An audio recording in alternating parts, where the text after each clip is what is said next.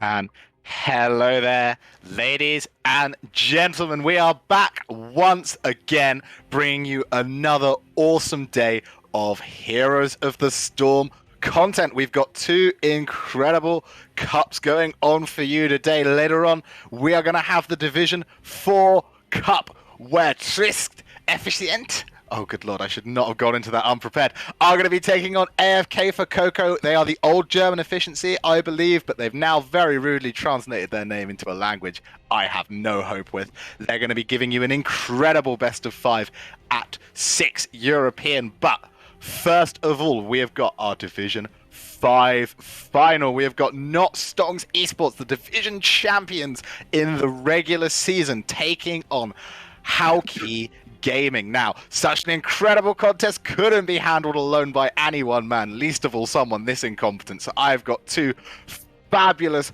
co-casters with me. First of all, I've got the absolutely incredible Nosnery. Hello, hello. And I'm joined by the fantastical Tiny Toxic Tofu. Oh. How are we all doing this morning, guys? Or afternoon, I guess it is now. Good. Ready for some fantastic Division 5 action. Division 5, a division myself and Tofu are all too familiar with. As we did face off against Hauki a couple of times this season. Didn't play against Not Stonks, and we're probably lucky because those guys look pretty strong. Yeah, definitely. Has been an impressive season coming out from Not Stonks eSports, hasn't it? You've got a little bit more insight on Hauki, so let's start there. Tofu, what are you expecting to see coming out of our fabulous HaukiGaming today?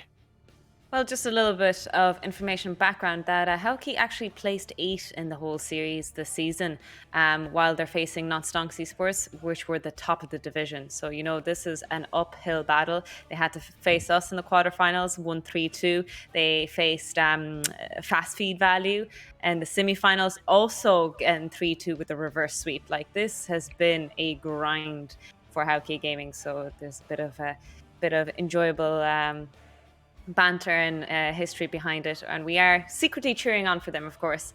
But yeah, HaukiGaming probably going to pull out the Keltas. It is something we've consistently seen throughout the season.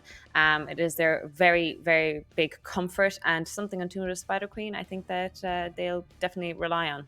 A little bit of a spoiler coming in there from Tofu. We have already seen our map draft as Towers of Doom and Sky Temple were removed by Not Stonks eSports, and then Hauki took out Cursed Hollow and Battlefield of Eternity, which is bringing us to our first game on Tomb of the Spider Queen. An absolutely incredible starting point. We're going to see some of that Kel'Thas coming out from Hauki, maybe some Zool from Not Stonks. That seems to be a bit of a crutch that they play for. Any thoughts on what we're going to see, Nos?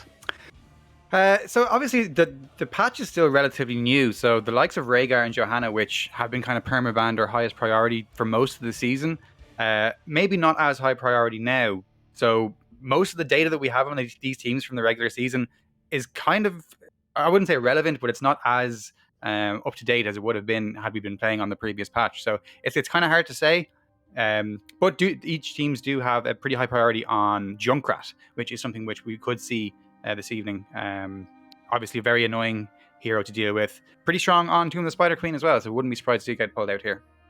Eyes on the Junkrat, eyes on the Zool, eyes on the Kel'Thas. Well, we've been keeping these poor guys waiting for long enough as it is already, so I think we can jump into that first draft on Tomb of the Spider Queen in just one moment, waiting on our beautiful moderators to push that button and transition us into the first map of our Division 5 Grand Final. And man, I was being hopeful, wanting to fill all of that, wasn't I? Tofu, you ready? Oh, well, luckily we have Transparent TV jumping in, by the way, on the side, wishing Transparent a big happy birthday. If anyone hasn't wished him happy birthday yet, it is his big 2-8 today. So Congratulations. Happy birthday, old man. Spam the chat. Yes, spam congratulations and happy birthday in the chat for him. 2 years and 8 months. What an incredible age that is to have reached. He is like, oh, he's so old now. But it looks like we are beginning that transition now into Tomb of the Spider Queen.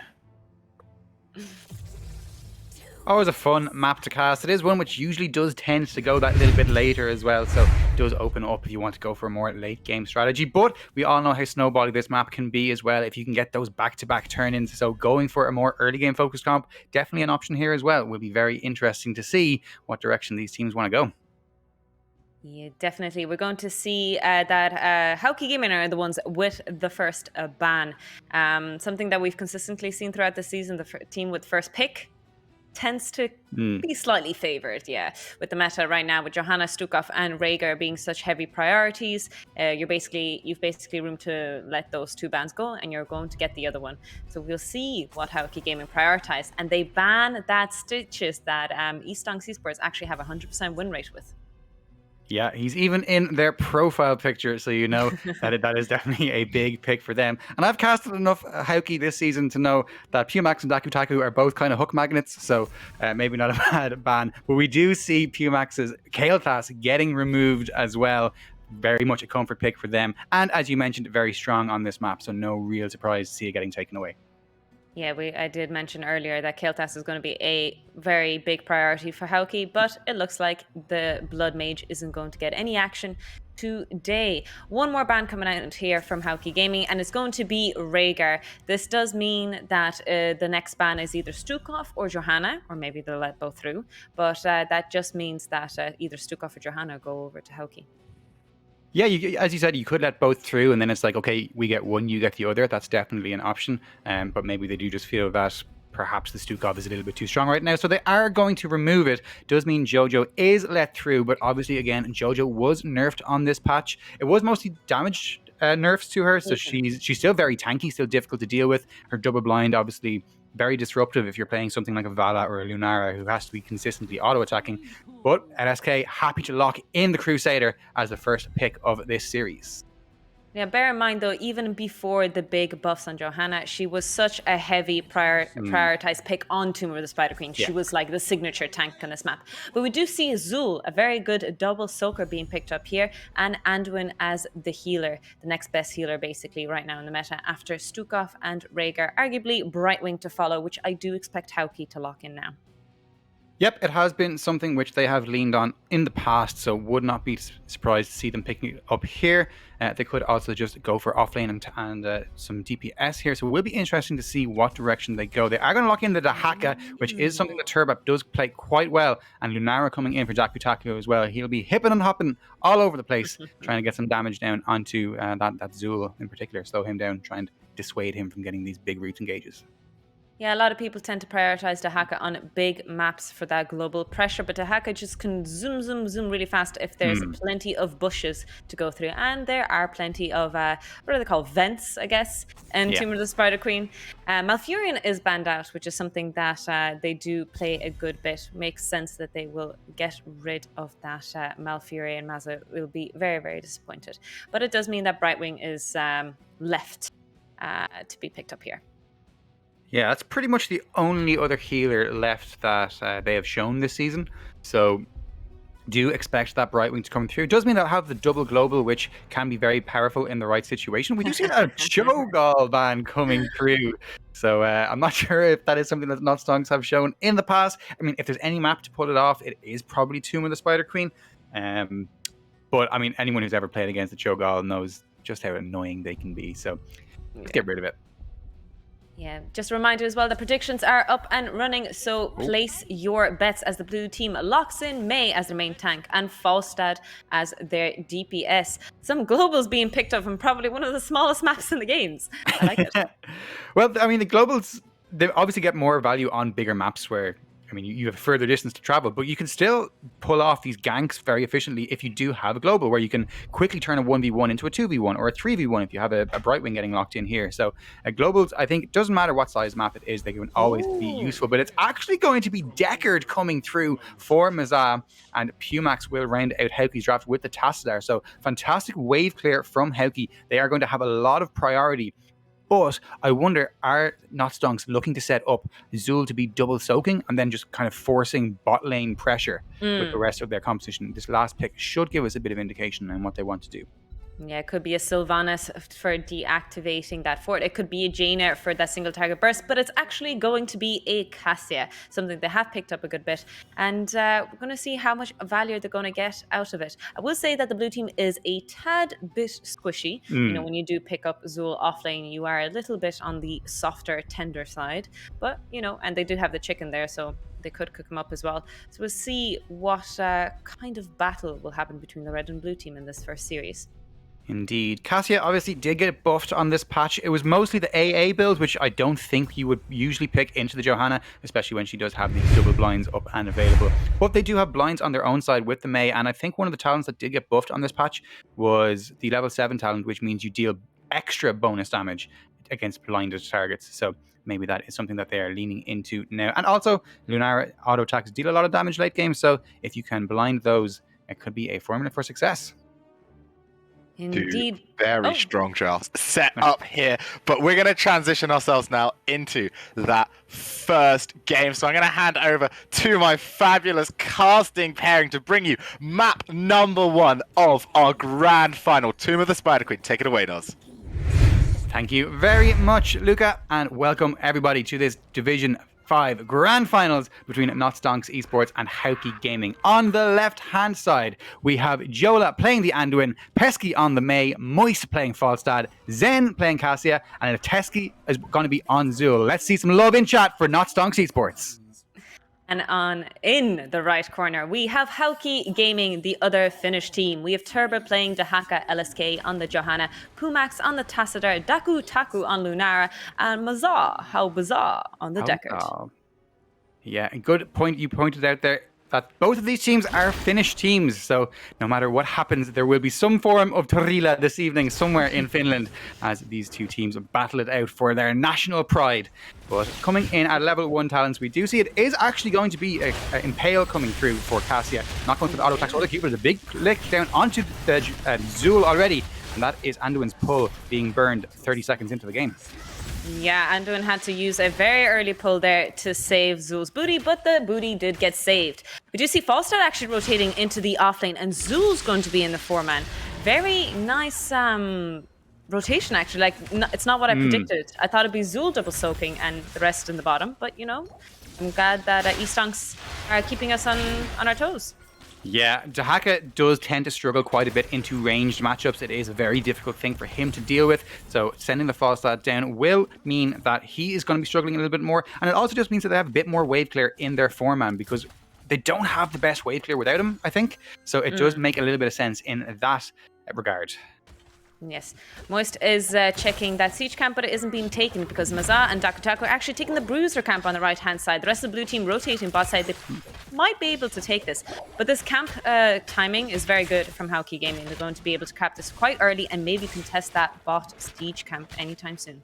Yeah, and they do have the Lunara Wisp on that bottom camp, so if they were to, if Not Stonks were to try and snipe it away from them, they would know all too well. So nice placement of the Wisp there from Dakutaku, who, again, we have seen him on this Lunara a good few times this season, and he is very proficient at the hero, so looking forward to seeing how he does this time. But a nice lick onto Yola. Turbo looking to get some damage down onto this Anduin, but not quite enough follow-up just yet, and the little priesty boy is able to walk away just fine for now. Yes, this is what I said, you know, because the red team managed to grab their bruiser camp so early, they can capitalize on this siege camp, while Cassia and Falstad had to grab their camp on their bruiser camp on the other side. So they are going to get a lot of value with this. Jemmy's going slightly in favor of the red team, but ever so slightly. Pretty even so far. Yeah, and I think getting the first turn in will actually be pretty big. We do see now a potential to engage onto Turbo. It does get hit by the Frozen Storm from the Mei, but does manage to walk away from now. The potential counter engage was there though, so Zen will have to be pulled away by Yola. So bit of a trade of big cooldowns there, but I think Hauki will be pretty happy to see that Anduin pulled down for the time being. Yeah, Johanna and Tass are clearing the wave, but Johanna and Tass will clear the wave pretty quickly. Yeah. It is one of the two best heroes to be doing that job. Dahaka still staying in the bot to make sure they grab the soap, and the blue team managing to get a few gems turned into the bank. Yeah, and I do think getting that first turn in is going to be pretty important for Not Stonks, because when you look at their team, they don't have the best team in terms of clearing out the enemy web weavers. Again, most of their wave clear is in Zul, who is obviously a melee hero, so stepping up to clear out those web weavers can be quite difficult for him, compared to Lunara and Tassadar, who can just poke away at it from half a screen away and do so much damage to it. So will be important for them, I think. Zen now jumping in on Dakutaku will take a lot of damage in response, but will force the flight out from Falstad. So again, that's another big cooldown burned, and LSK can kind of just go up and permanently dissuade people from turning in. It is one of the biggest strengths of Johanna on this map, and ever since she got that double E at level 1, it's become even stronger and more annoying to deal with. Oh, lots of potions, a lot of drugs there being placed by Deckard. Really like that level 4 talent, getting a lot of value out of it and getting a lot of healing if they need it. But it looks like Latexi is getting that turn in on the Zul. Already most of the gems in the bank. Yeah, 33 turned in. They do have enough to get their turn in if they manage to turn them all in. Likewise for Hauki, though, they have a few extras to turn in, but with 34 of them currently sitting on their Johanna, just 2 more would be enough if they can manage to get LSK to turn his in. Meanwhile, we do see LSK again just doing what he can to dissuade the side of Not Stonks from getting their gems in, and doing a good job of it so far. Yes, they're trying to get a turn in the bot side as well. A lot of attempts going both ways. Another tactic that you can do is let the enemy team turn in so that you save your gemmies. Just try not to int for the next 5 minutes, and you get a double turn in and can capitalize a lot more. That being said, if I said something like that to my team, they would run it down on cooldown. Absolutely. But yeah, it is definitely a viable strategy, especially because the web weavers do scale with time. The later you take them, the more powerful they become. We do see now LSK having to pop his Unstoppables to avoid the Zul route. Nice counter engagement coming out from Azah on that Deckard, putting down the triangle of death and forcing the side of Not Stonks away. Dropping a lot of rubies as well, as making sure his team is nice and topped up if they want to keep fighting. Pumax getting some good damage down, currently sitting on 40 out of the 200 stacks from his level 1 quest. So doing a pretty decent job of stacking that, and that is obviously going to scale pretty well into the late game. Level 16 in particular becomes when this kind of mage Tassadar build really comes online.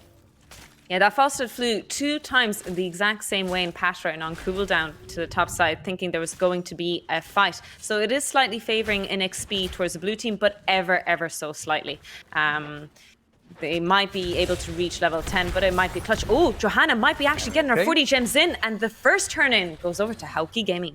Very nicely done by them. Good pressure from Dakutaku in the mid lane to make sure nobody could come in and spot out the fact that LSK was getting those 40 gems turned in on the top side, so they will be getting the first objective of the game. But a nice counter engagement coming out from Mei, managing to put so much damage onto LSK, but this Johanna is obviously super tanky, and it does manage to walk away for now. So web weavers coming down, and level 10's just around the corner, potentially a chance for HaukiGaming to turn the screw a little bit here. Yeah, we shall see what they can do with the first web weaver phase. Looks like 3 members of the red team in mid, and they do get their level 10s. Stay a while and listen coming in. Blessed Shield coming in from Johanna, and Black Hole from Tassadar. Very spicy. Does obviously pair very well with this mage kind of build for Tassadar, where if you can clump everybody up, throw down your Q and W underneath them and deal so much damage. And Nara even going for the Thornwood Vine alongside of it, just for that extra little bit of poke. So that is kind of going to be the name of the game for LSK and co on the side of Hauki, just poking, which is a very difficult thing as the game goes on. I don't think Anduin's going to have enough healing to keep up with this poke once it gets to the later stages of the game. So I think the kind of slower pace of the game right now does favour Hauki a little bit, as I do think they have a little bit of a scaling advantage as this game does go on. You're true. Lunara and Tassadar dish out a lot of damage late game. That being said, Falstad stacks, Cassia stacks. Oh, I lie because it isn't Cassia stacks. Yeah. But you know, usually Cassia stacks. They can dish out a lot of damage as well. Poison Nova coming out from the Zul, which is really exciting. Getting a nice spicy flank from behind and getting a big wombo combo. But it looks like the blue team is going to be able to get the turn in on the bot side, not able to interrupt Moist's turn in.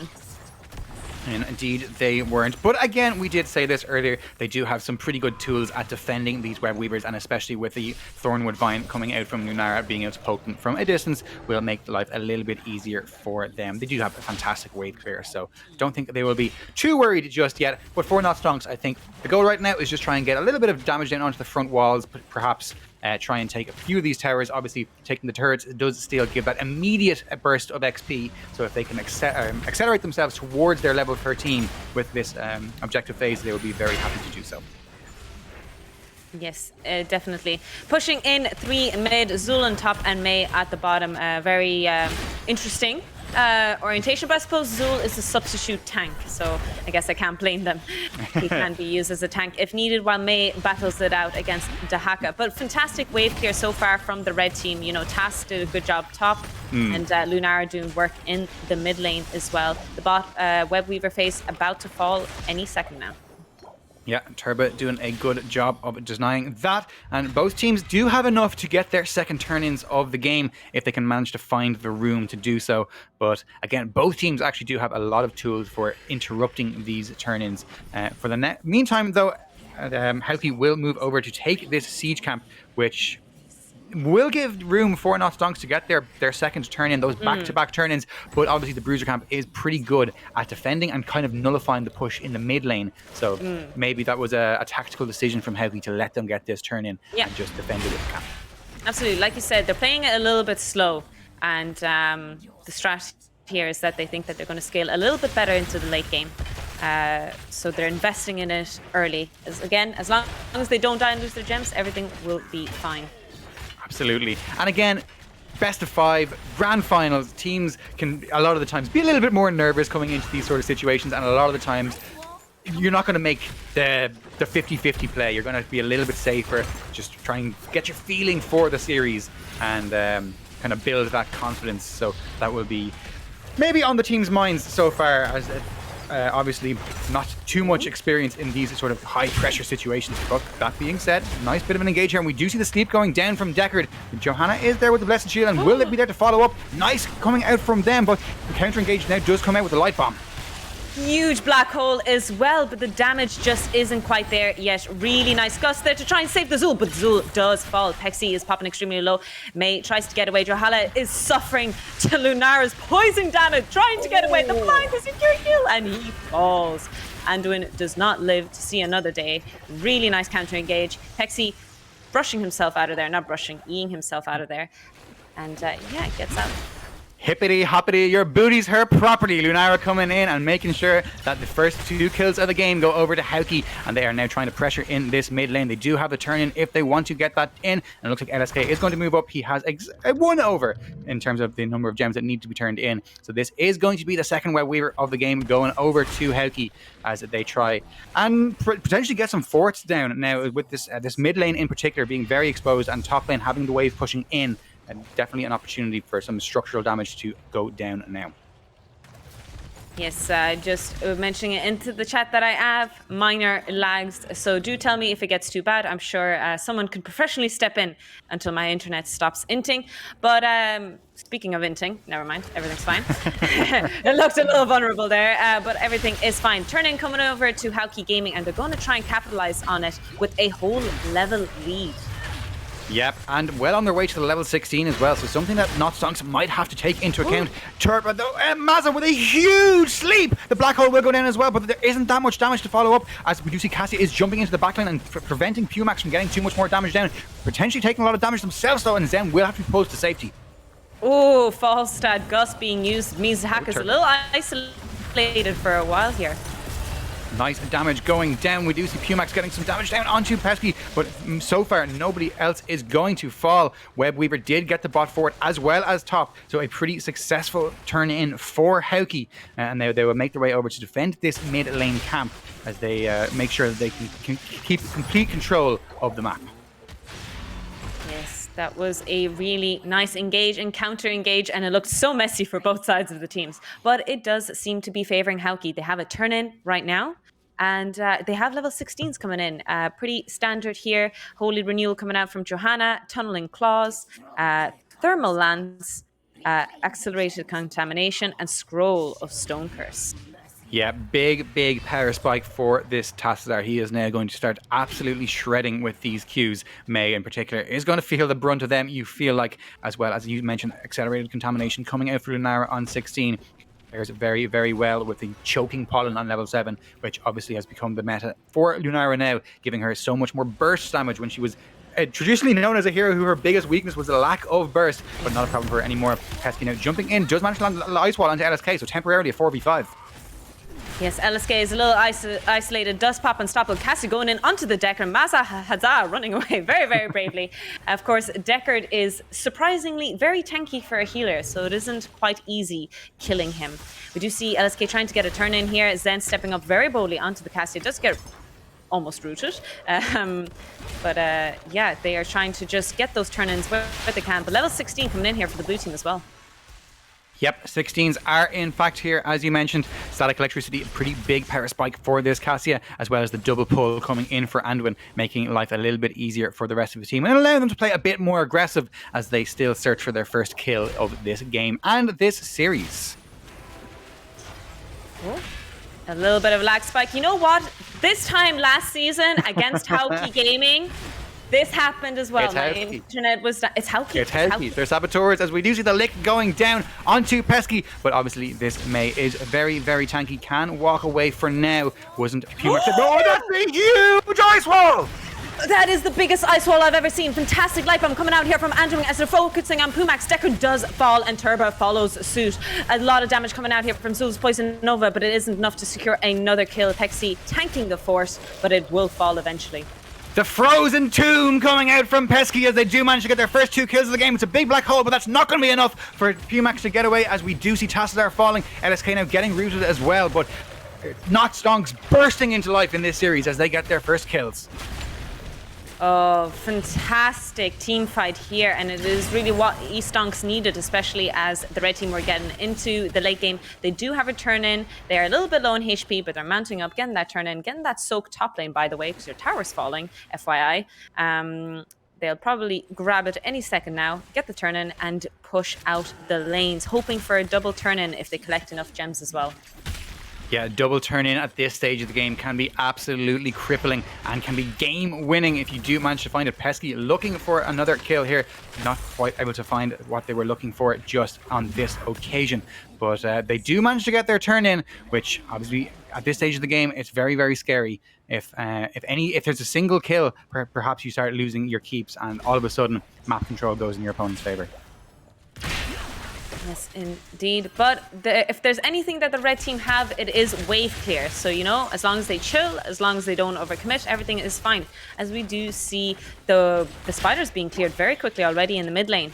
They are going to rotate maybe topside because it looks like the blue team's committing to some heavy push here. Yep, it does look like that is the case. Obviously, Tahaka will go bot lane. He does have that global if he is needed. So being able to clear out the bottom lane while the rest of the team goes top is a fantastic opportunity for them. We do see the push now on this top lane. Web Weaver's into about half HP already, and the fort is still standing at pretty much full HP. So it will be maybe difficult for Not Stonks to step up here. Again, a pretty short range composition for them. And again, the ice wall will go wide from Pesky, but it has zoned the side of Pesky away enough that they can take this top lane fort. Yes, they've been able to take the top fort pretty safely and not overcommitted, but they don't have that second turn-in that I was saying that they possibly could have had. That being said, Hauki have a turn-in, so if they do take a small fight, secure a kill or two, they can definitely bounce back and take a keep in the future. They are grabbing the Bruiser camp, same thing is being done by the blue team as well on the other side, so it's going to be pushing in the mid. And yeah, I think the next turn-in, the next team fight, kind of solidifies who wins the game. Possibly. Yeah, pretty much. When you're getting to this stage of the game, level 20 is just around the corner for both teams as well. If you do manage to get a good team fight, having the option of boss as well as turn in, it can be game ending for sure. LSK having nearly all of the gems for Hauki, so he is going to be the one burdened with getting this turn in, while the rest of the team will try and zone off the side of Not Stonks. But so far, Mei doing a good job of preventing the turn in. Really nice tongue action there onto the Mei. Fantastic black hole into the root. Decker Sleep being used on the Falsta. Zul ultimate being used to try and zone off the rest of the red team away, but it is to no success as Mei and Anduin fall. Tank and healer down for eStonks eSports, and the red team will be able to get a turn in. But not only are they trying to get a turn in here, I think they're stalling to try and get boss as well. Yeah, it looks like it, and they do have some excellent boss shred with this Lunara and Tassler. They have made their way straight up to the top side of the map and are going to try and take this boss kill, which would I potentially set them up to end this game. Getting a boss and a turn-in with these level 20 talents could be game-ending. So can HaukiGaming take first blood in this series? We will certainly find out very soon. Falstad does have Gust, so True. if Moist is feeling a little moist, he could be going in for some big Gust plays. He's sussing it out. He's sniffing around, but not committing to it just yet. Obviously, Johanna can kind of just press D to negate a lot of the Gust, so not opting for it now. They will take the boss and probably back it up with a turn-in of their own, so trying to potentially, I mean, top keep should be pretty much dead to rights at this stage. Bot lane as well, potentially a point of pressure. We will see where they decide to push with now. Yeah, if they do get kills, this is definitely GG in favor of HaukiGaming, the black horse, the underdog in this series. So it really shows how the finals are very close, and it doesn't matter where you place in the board, it only matters how you perform in the end. Absolutely, and Hauki, of course, will have the Division 6 finals of last season fresh in their memory, and will hopefully have learned a few things from their defeat last season. Obviously, fantastic achievement from them, going straight from Division 6 into Division 5 and making it to the finals, and they are looking to try and secure first blood here with this turn-in. Going straight onto this keep in the top lane. It looks like it should go over to them, but so far it's a decent defense from Not Stonks. Oh, very decent defense indeed. But the Web Weavers are garbing mid and bot for them, pushing in pretty heavily. Johanna trying to find something. Oh, she does get ice walled, but it is a JoJo. Yeah, I don't know how much trouble she will be in. Does manage to pop the D, but so much damage going down. Look at another huge black hole as Tassadar is popping off, and Lunara dealing so much damage. The wind tunnel from Moist will have to come through to dissuade any further push. But with this Zool down, perhaps this is an opportunity for Hauki to look for more. Yeah, they could look for more. There is a Web Weaver phase on the bottom side. The mid one has fallen, but the keep is pretty low. They could commit to a triple kip here or try and find another kill. Nice tongue attempt there by Turby. He does burrow into the ground to stay alive and sustain himself. Red team having a turn-in as well could really capitalize on the win here now. And with all three lanes pushing into them, it is very, very difficult for Not Stonks to step up to dissuade this turn-in. They have no vision anywhere on the map, and we can see that Hauki going straight for this turn-in. LSK, if he gets these 30 in, he does indeed. And Cassia stepping up to face check in order to try and dissuade the turn-in. She is immediately going to fall, and that's basically all of your range damage. So that is a huge part of their defense down for the next minute. Poor Falstad, not considered a ranged damage dealer. No worries. He's just utility. He's not damage. But yeah, this is a bad situation for eStonks Sports. They are two-man down. Well, one-man down now that Zool has revived. But this is going to be definitely mid-keep down. And they're looking at a very vulnerable and exposed core. Yep. 3 Web Weavers pushing in. 2 of them going straight onto the core. And this mid-lane keep is... It's only a matter of time before this one falls as well. You have to feel like, and again, a level 20 Tassadar, a level 20 Lunara, they do so much siege damage as well. So things looking very good for Hauki. And they have all 3 Web Weavers now making their way towards this core. Pesky being pesky as he can in order to try and dissuade the rest of the enemy team. Will be pulled to safety. And Falstad now flying in, potentially looking for a wind tunnel. Wind tunnel does land. Moist is going to get absolutely shredded by the Lunara poison, but Lunara's self-poison as well probably will make her fall. She does pick up potions left and right. Lots of drugs being left behind by Deckard, but that core is falling. 51%, 43. That is going down. The red team is right-clicking in desperate attempts as they secure the first win in this best of 5 series. HaukiGaming coming out with a bang and silencing all the critics, making sure everybody knows that we're not here for a quick 3-0 today, as this is game on, ladies and gentlemen. Game on indeed. Congratulations for the first win. It is a nice way to set up the team. But excuse me, only 10 kills in this whole series? In the whole game? That was a very, very little amount of murder being committed, if I do say so myself. Absolutely fabulous showing there from both teams, but you are right, Tofu. A 10-kill game over 20 minutes, about 8 kills going in to before that final end. Both teams playing so safe throughout that series, trying to keep on to their gems. And I honestly would have liked to see a little bit more aggression coming out from Not Stonks. They picked the more aggressive comp. They took the heroes that want to run in and take those fights. And if you give too much space to that Tassadar, too much space to the Lunara, they will just sit there and shell shell away at you until their damage numbers are absolutely insane. Although, when you talk about damage, you do have to give a quick shout out to that legendary Johanna damage. How does a tank have the right to out damage her own task star?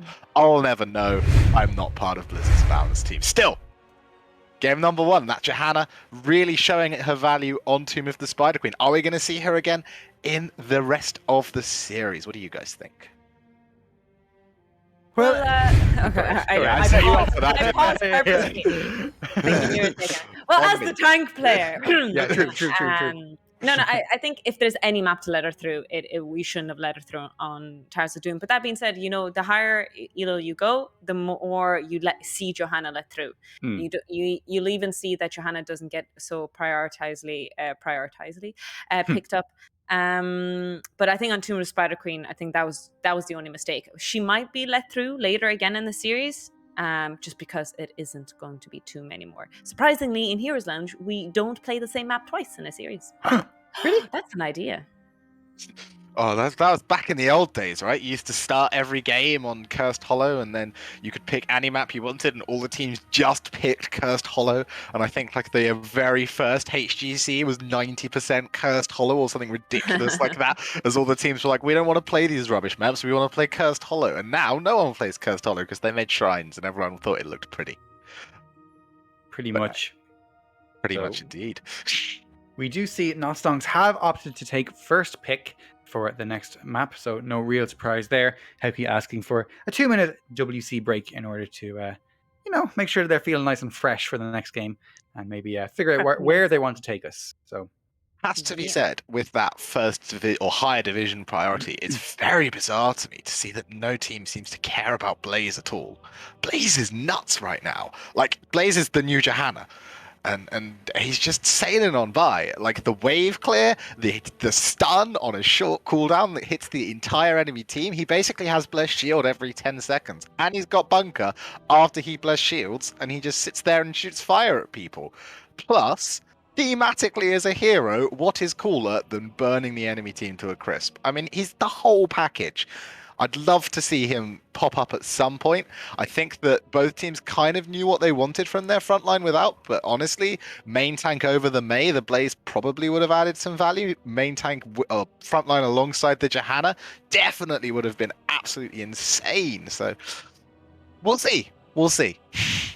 Blaze has been picked up by Hauki a few times this season. It is definitely something which Turba can play in the offlane. I'm not sure if they've played it as main tank, but I'm pretty sure LSK can probably play it. He seems to have a pretty deep hero pool. But again, it's game 1 of a best of 5. It's all about comfort for me. It's just try and get a feel for the series. The meta is going to develop across this series over these 5 games if we do go the distance. So teams are going to adapt. They're going to come with new strategies. But I always think in game 1, just go with comfort and make sure you start get a nice feel for the series.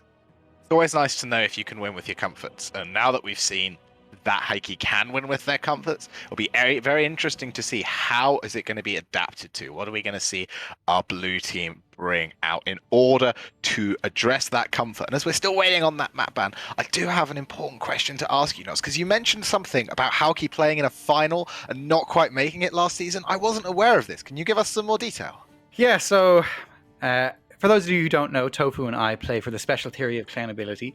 And last season, we faced off against Hauki in the regular season, and they beat us. And then we played them in the grand finals, and we got our revenge. And then this season, we beat Hauki in the regular season, and they knocked us out in playoffs. So we have a bit of a history with HaukiGaming. We've screamed against them a good few times as well. And anytime Tofu streams, or Jimmy streams, or I stream, the LSK and Dakutaku and all the guys, they're always there to make sure their presence is felt. We've built up a nice bit of a rapport with Hauki over the last couple of seasons. So we'll be seeing a few of those Saba pings being spammed in chat. But again, I think the Saba ping thing is just a Finnish thing in general. So you are just supporting both teams by spamming it. Nothing wrong with supporting both sides. We're all here for that grand contest, and the grand contest can march forwards. We're going to be heading over to Dragonshire for our second map. A much more complicated map from a macro perspective than Tomb of the Spider Queen. Not just a simple rotation pattern anymore. Teams now required to make very consistent, tough decisions. So it'll be interesting to see what side that favors. Do you have any thoughts, Tofu? Yeah, I don't really like Dragonshire. It's just not a fun map to shot call at all. There's too much going on that map, in my opinion, with the ganking top lane kind of thing. It's basically Braxis, right? Braxis and Dragonshire are very similar in the sense that they have this point control system in place. And it's very important to... both objectives are strong. But what makes Dragonshire that bit more difficult than Braxis is that it's a 3-lane map, not just 2. So you're a bit more stressed out on the soaking, and there's a little bit more camps to take as well to add more stress to that. So it isn't, from a shot calling perspective, it isn't a fun map. But that being said, I do know that LSK loves this map, picked it plenty of times against us, and they beat us every time. Well, I have always said that if it was good enough for Quacknix to ban Dragonshire every single series for his entire time at Fnatic, I don't need to learn how to shot call it either. It's a map that really requires 3 strong decision makers in your team, 1 in the off lane, 1 in the mid lane, and 1 in the bottom lane, and it's really hard to get everyone gelled and making decisions on the same page to a level of that quality. But also, you can see the teams who don't tend to rely so much on a sole shot caller being a lot stronger on Dragonshire as their synergy and they're more used to reacting to each other, whereas a team who are more used to following the one way and the true way get a little bit unstuck as that shot caller finds that actually they're overwhelmed by the number of decisions they have to make on this map. You realize very quickly how useless your team is without you. Oh yeah. I think it's also the one map where, in the Heroes Range map pool anyway, where the offlaner actually has a huge impact by winning their lane, so to speak. That, I mean, on most other maps, it's kind of just like, yeah, you double soak. You know, it's can you get ahead in rotations against your other double soaker. But on Dragonshire, if you can actually win your lane, force your opponent out of lane, force them to reset, make sure that you have control of the top point for your team, it makes the life of your 4-man so much easier, gives them so much more freedom because they don't have to worry about making sure that the bottom point is captured. Well, well, we will now see what kind of action we will get on Dragonshire. A very original, I suppose, map. It's one of the OGs in Heroes of the Storm. Very old, and yet I still don't know how to play it. But I'm sure these 2 teams will be educating me today, and I will learn a lot. Here's hoping. So, I mean, key questions, Tofu. Do you think there's going to be any adaptations from game number 1 with terms of draft? Do you think there's going to be any respect bans coming out, perhaps? And maybe Johanna was a bit of an issue, but that being said, like I mentioned before, Tomb of Spider Queen is the map for her, so they might let her open. They might pick her, actually. They might let her open. Stitches, though, something that we did see banned before by Hauki, might be something that they'll actually snipe instead of ban this time. Yeah, I actually think Johanna's not bad on Dragonshire as well, but there is the Stitches ban, like you called it. Just both of those tanks in particular, I think, are very good at controlling the little triangle of death between mid and bot lane. Obviously, Johanna just very, very durable. She can kind of be a mobile ward for just kind of make sure you constantly have vision of that area. Whereas Stitches, on the other hand, he can use the fact that the enemy team isn't going to have vision of this area to try and land some spicy hooks. So good adaptation there, as we do see Johanna removed as well. Yeah, Johanna and Stitches gone. We also, Kel'Thas was banned out in the last game and is going to be banned out again. No Poor Pumax. Yeah, he's raging inside. It's okay. He'll get over it. Yeah, but one pick which we did talk about in the pregame as well is Junkrat, which definitely gains a lot of priority on this map. Is very, very strong at just controlling the bottom lane. Obviously having his traps and his little boop machine thingy. It gives good vision and it gives good zone control. But it is going to be Stukov who is picked up first, obviously let through the draft, and is probably the highest priority healer in competitive play right now. So I do like to see that. I'm actually a little bit surprised that Hauki let it through over the Rhaegar. Well, I think that's the big brain plan from Hauki. They're going to pick up Junkrat, I think, right now, letting Stukov through. I think we'll see if I bet correctly. It is Dahaka and Varian. I'm a liar. And now she'll You're a spend liar. an eternity on the ship. ship. Ay, ay, ay. Varian has been locked in, a very popular pick for LSK. Very big comfort coming out here. Again, single target burst. Lunara being stolen away here by the blue team, though, is a very good response. Yeah, I really like what Hauki have shown off so far. Dahaka obviously does allow you to impact the bottom side of the map very, very well. And once Varian gets that level 4, you can play super aggressive, looking to invade camps, looking to take the bot side camp, the bruiser camp that is, with a Dahaka burrow and a Varian taunt that is almost certainly going to net in a kill if you can get onto that Lunara or the Stukov. So I really like what Hauki are showing. But they have kind of shown that they do want to play for bot side a little bit with this draft so far. So potentially now Stonks can look to get themselves a kind of dominant top laner to just make sure that they control the top side of the map constantly.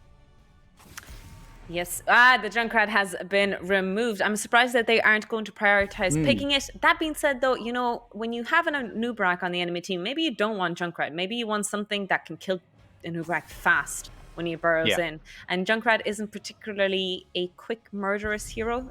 It takes a while for him to get his deeps out. And again, I think Junkrat's really great if you want to put him just like kind of, you leave him in bot lane. He's kind of playing the weak side almost, where you leave him to kind of just farm away and then you play more for the top side of the map. And again, when you have this Dahaka and you have this Varian, you probably want to play with a kind of something that can be a bit more impactful in the early game in terms of damage. And Tychus certainly fits that bill, as does the Deckard, which we saw Mazza playing to a fantastic degree in game number 1. Deckard being locked in.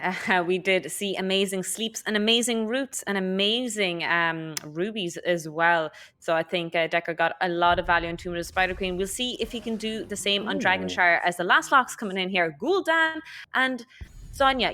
When I pick a Nubrak, I don't expect, my mind doesn't go, yes, my follow-up is Lunara and Gul'dan. That usually isn't, but I'll see how they make it work.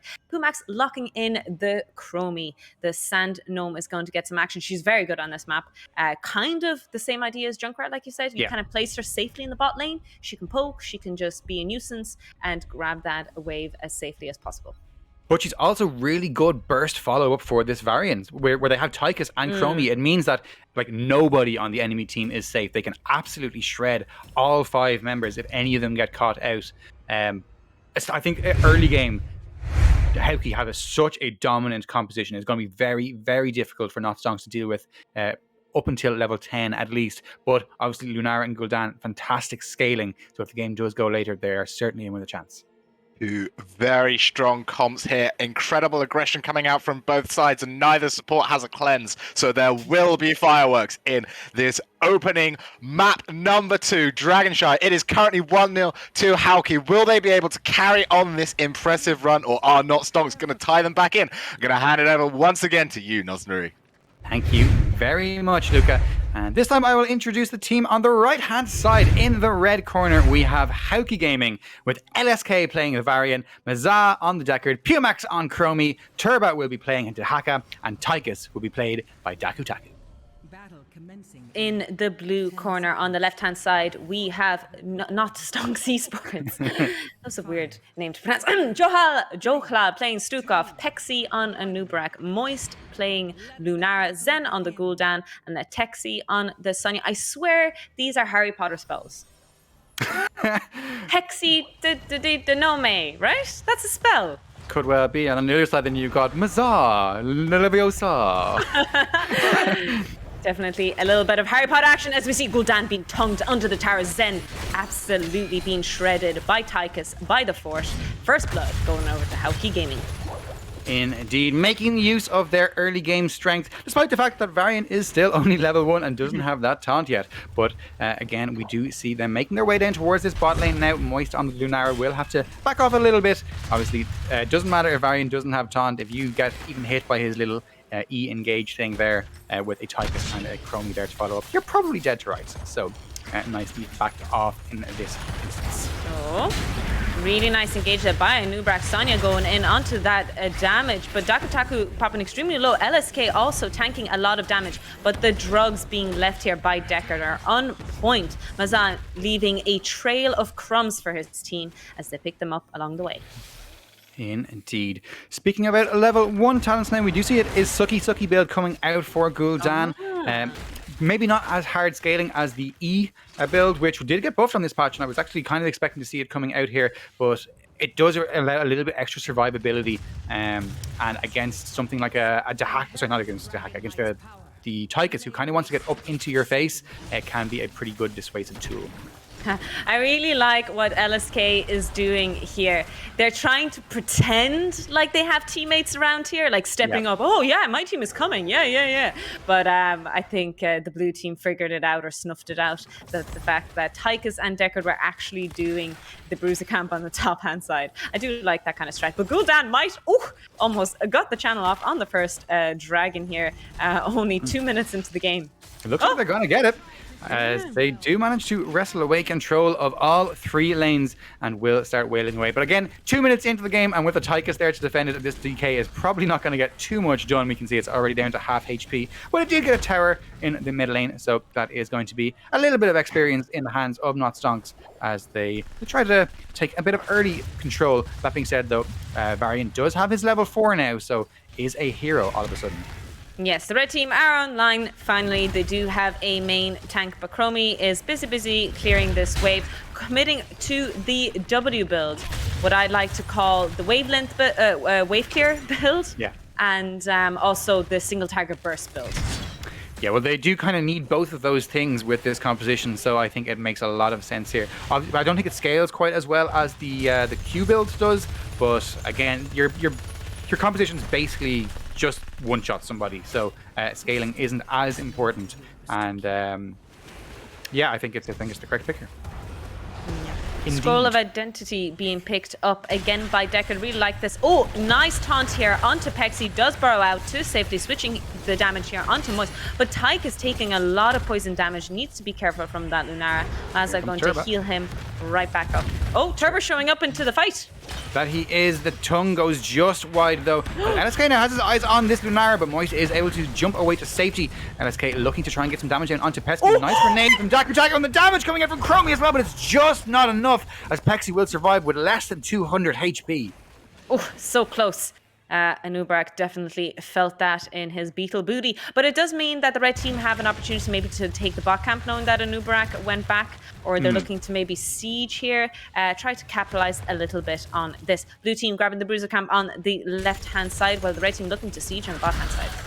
Yeah, and you would imagine that once that camp does get captured on the top side of the map, that HaukiGaming will realize that they do have the numbers advantage here, and they can either go for the camp or look for an engage, perhaps going down onto Pesky. He's dropping super low, and that is going to be another kill going over to HaukiGaming. They're second of the game. That was a nice punishment. This is what I mean by this Tychus and Chromie pick. If Anubarak burrows in, and if he doesn't land the stun, that taunt, that CC chain, that root, and the damage from Tychus and Chromie will definitely secure the kill on the bug. Absolutely. Interesting enough, we do see Wild Vigor coming out from Lunara here on level 7, opting not to go for Choking Pollen or the Splintered Spear.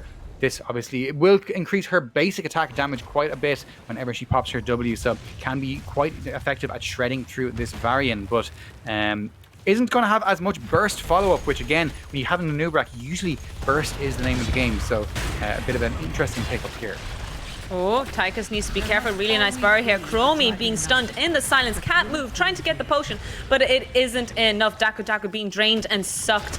Oh, almost to death, but really nice clutch potion there, and really nice grenade to save himself. Chromie going for time loop at level 8, meaning they're going to try and secure a kill. Again, something that Luca mentioned earlier, that neither teams have a cleanse. Yola is making his way up to the mid lane, and that's going to be the second DK of the game, going over to Not Stonks, as they have taken control of this early game, which I did not expect to see, getting the kick onto LSK, which will put him into the range of hitting this tower as well, as they look to try and get the first forward of the game.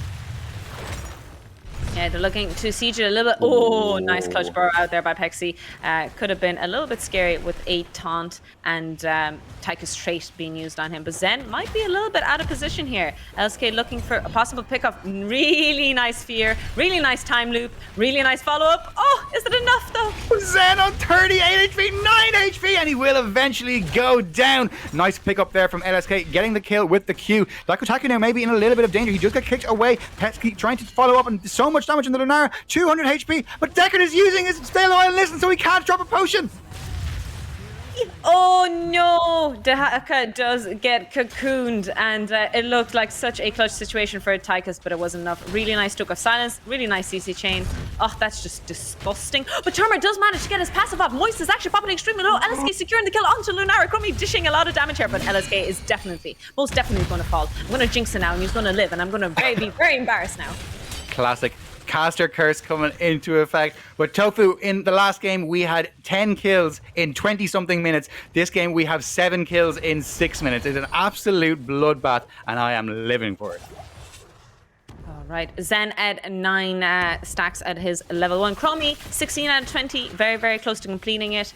And the Scroll of Identity needs to hit 20 more times to get that quest complete. I love that quest. It's very fun. It's a very fun quest to complete. Yeah. But yeah, looking across the board at the level 10 talents, obviously Odin coming in is going to be a fantastic sieging tool for them. Odin plus Chromie is very, very deadly when it comes to siege. So if they do manage to get the GK, they will be doing a lot of damage. But excellent again invade from Not Stonks. Again, looking at the drafts, I was expecting Hauki to be playing more for bot side and Not Stonks to be playing more for top. But Not Stonks are playing super aggressive on the bot side of the map, and it's working really well for them so far. Yeah, they've been able to get the bot fort, and they've been able to get a lot of the siege camps on the bot hand side as well. Theirs and Hauki's, so they are capitalizing extremely well. Anubrak, really nice anchoring on the other side, making sure that Dehaka can't grab at that XP. But the shrines are about to be activated. Level 13 coming in for Stonks. The red team probably want to avoid any possible team fight here. Yeah, they're about half a level away themselves, but now Turba is going to get engaged on Pexi and Leteski, trying to run this dinosaur down, and they do get some good damage down. Does force the ultimate out of Turba as well, but nicely done to prevent Stukov from putting a silence down underneath. We've already seen a few times this game the power of that Anubrak plus Stukov combo at securing kills, so a nice play there from Turba to make sure that Stukov could not get that purple pool of death beneath him. Yeah, Hauki can't commit too much yet. They don't know where the enemy team is, but level 13 is so close for them. They are just about to snipe it up. Time it out, coming out from... Oh, and super healing potion as we see Sonya leaping out to safety here.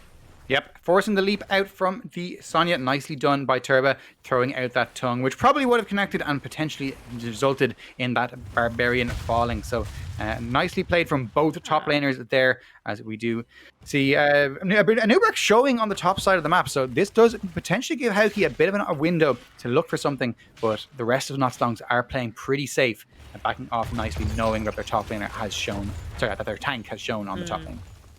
Turba is going to clear that top camp, going to maybe even try to contest the point since the blue team is grabbing the bottom up objective.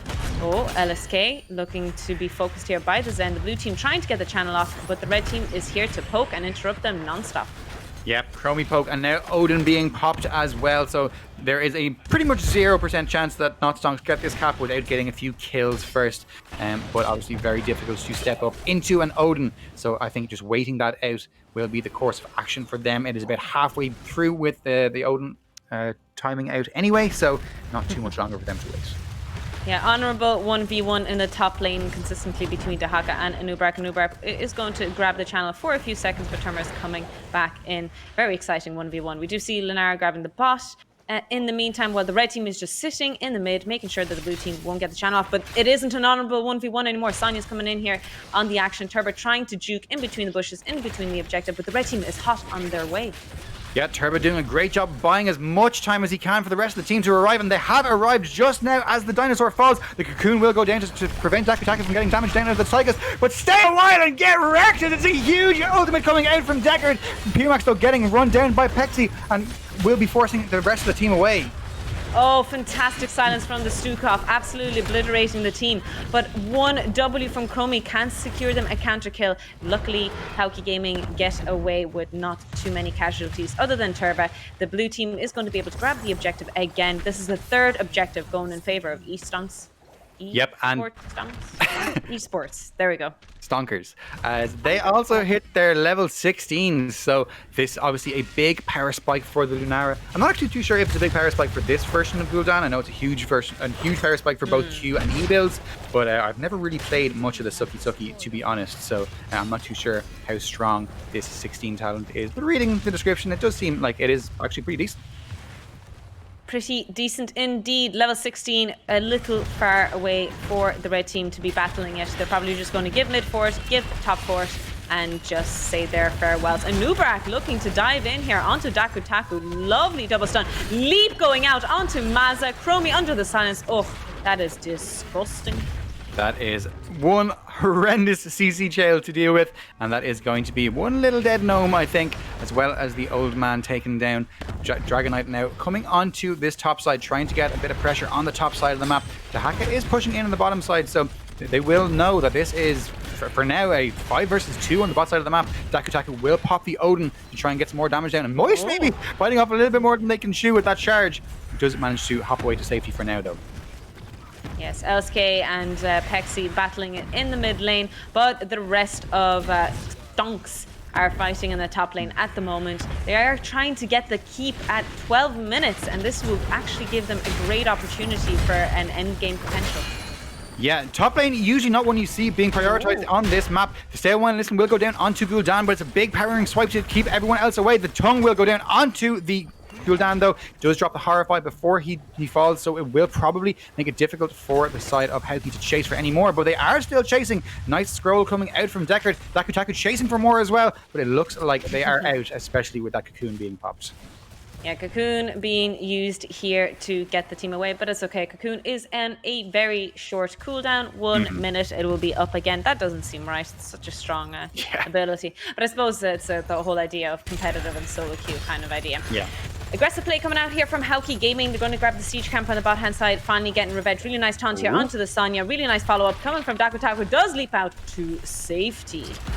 But that will give Hauki room to take this siege camp, and that is exactly what they are going to do. They can probably move to take their own siege camp, or potentially even the bruiser camp if they wish to do so, and start putting a lot of pressure on this bot lane fort. Obviously, top lane has gone to the favor of not Stonks, but again, bot lane is usually the most important lane to control on Dragonshire. It does have 3 camps pushing in it, so if you can open up that lane, maybe get a couple of camps and take the objective, that is usually the best key to victory on Dragonshire. In the meantime, Stonks are getting the bruiser camp on the left-hand side. Oh, and they're looking to even start taking this bot one. Very cheeky. Very cheeky.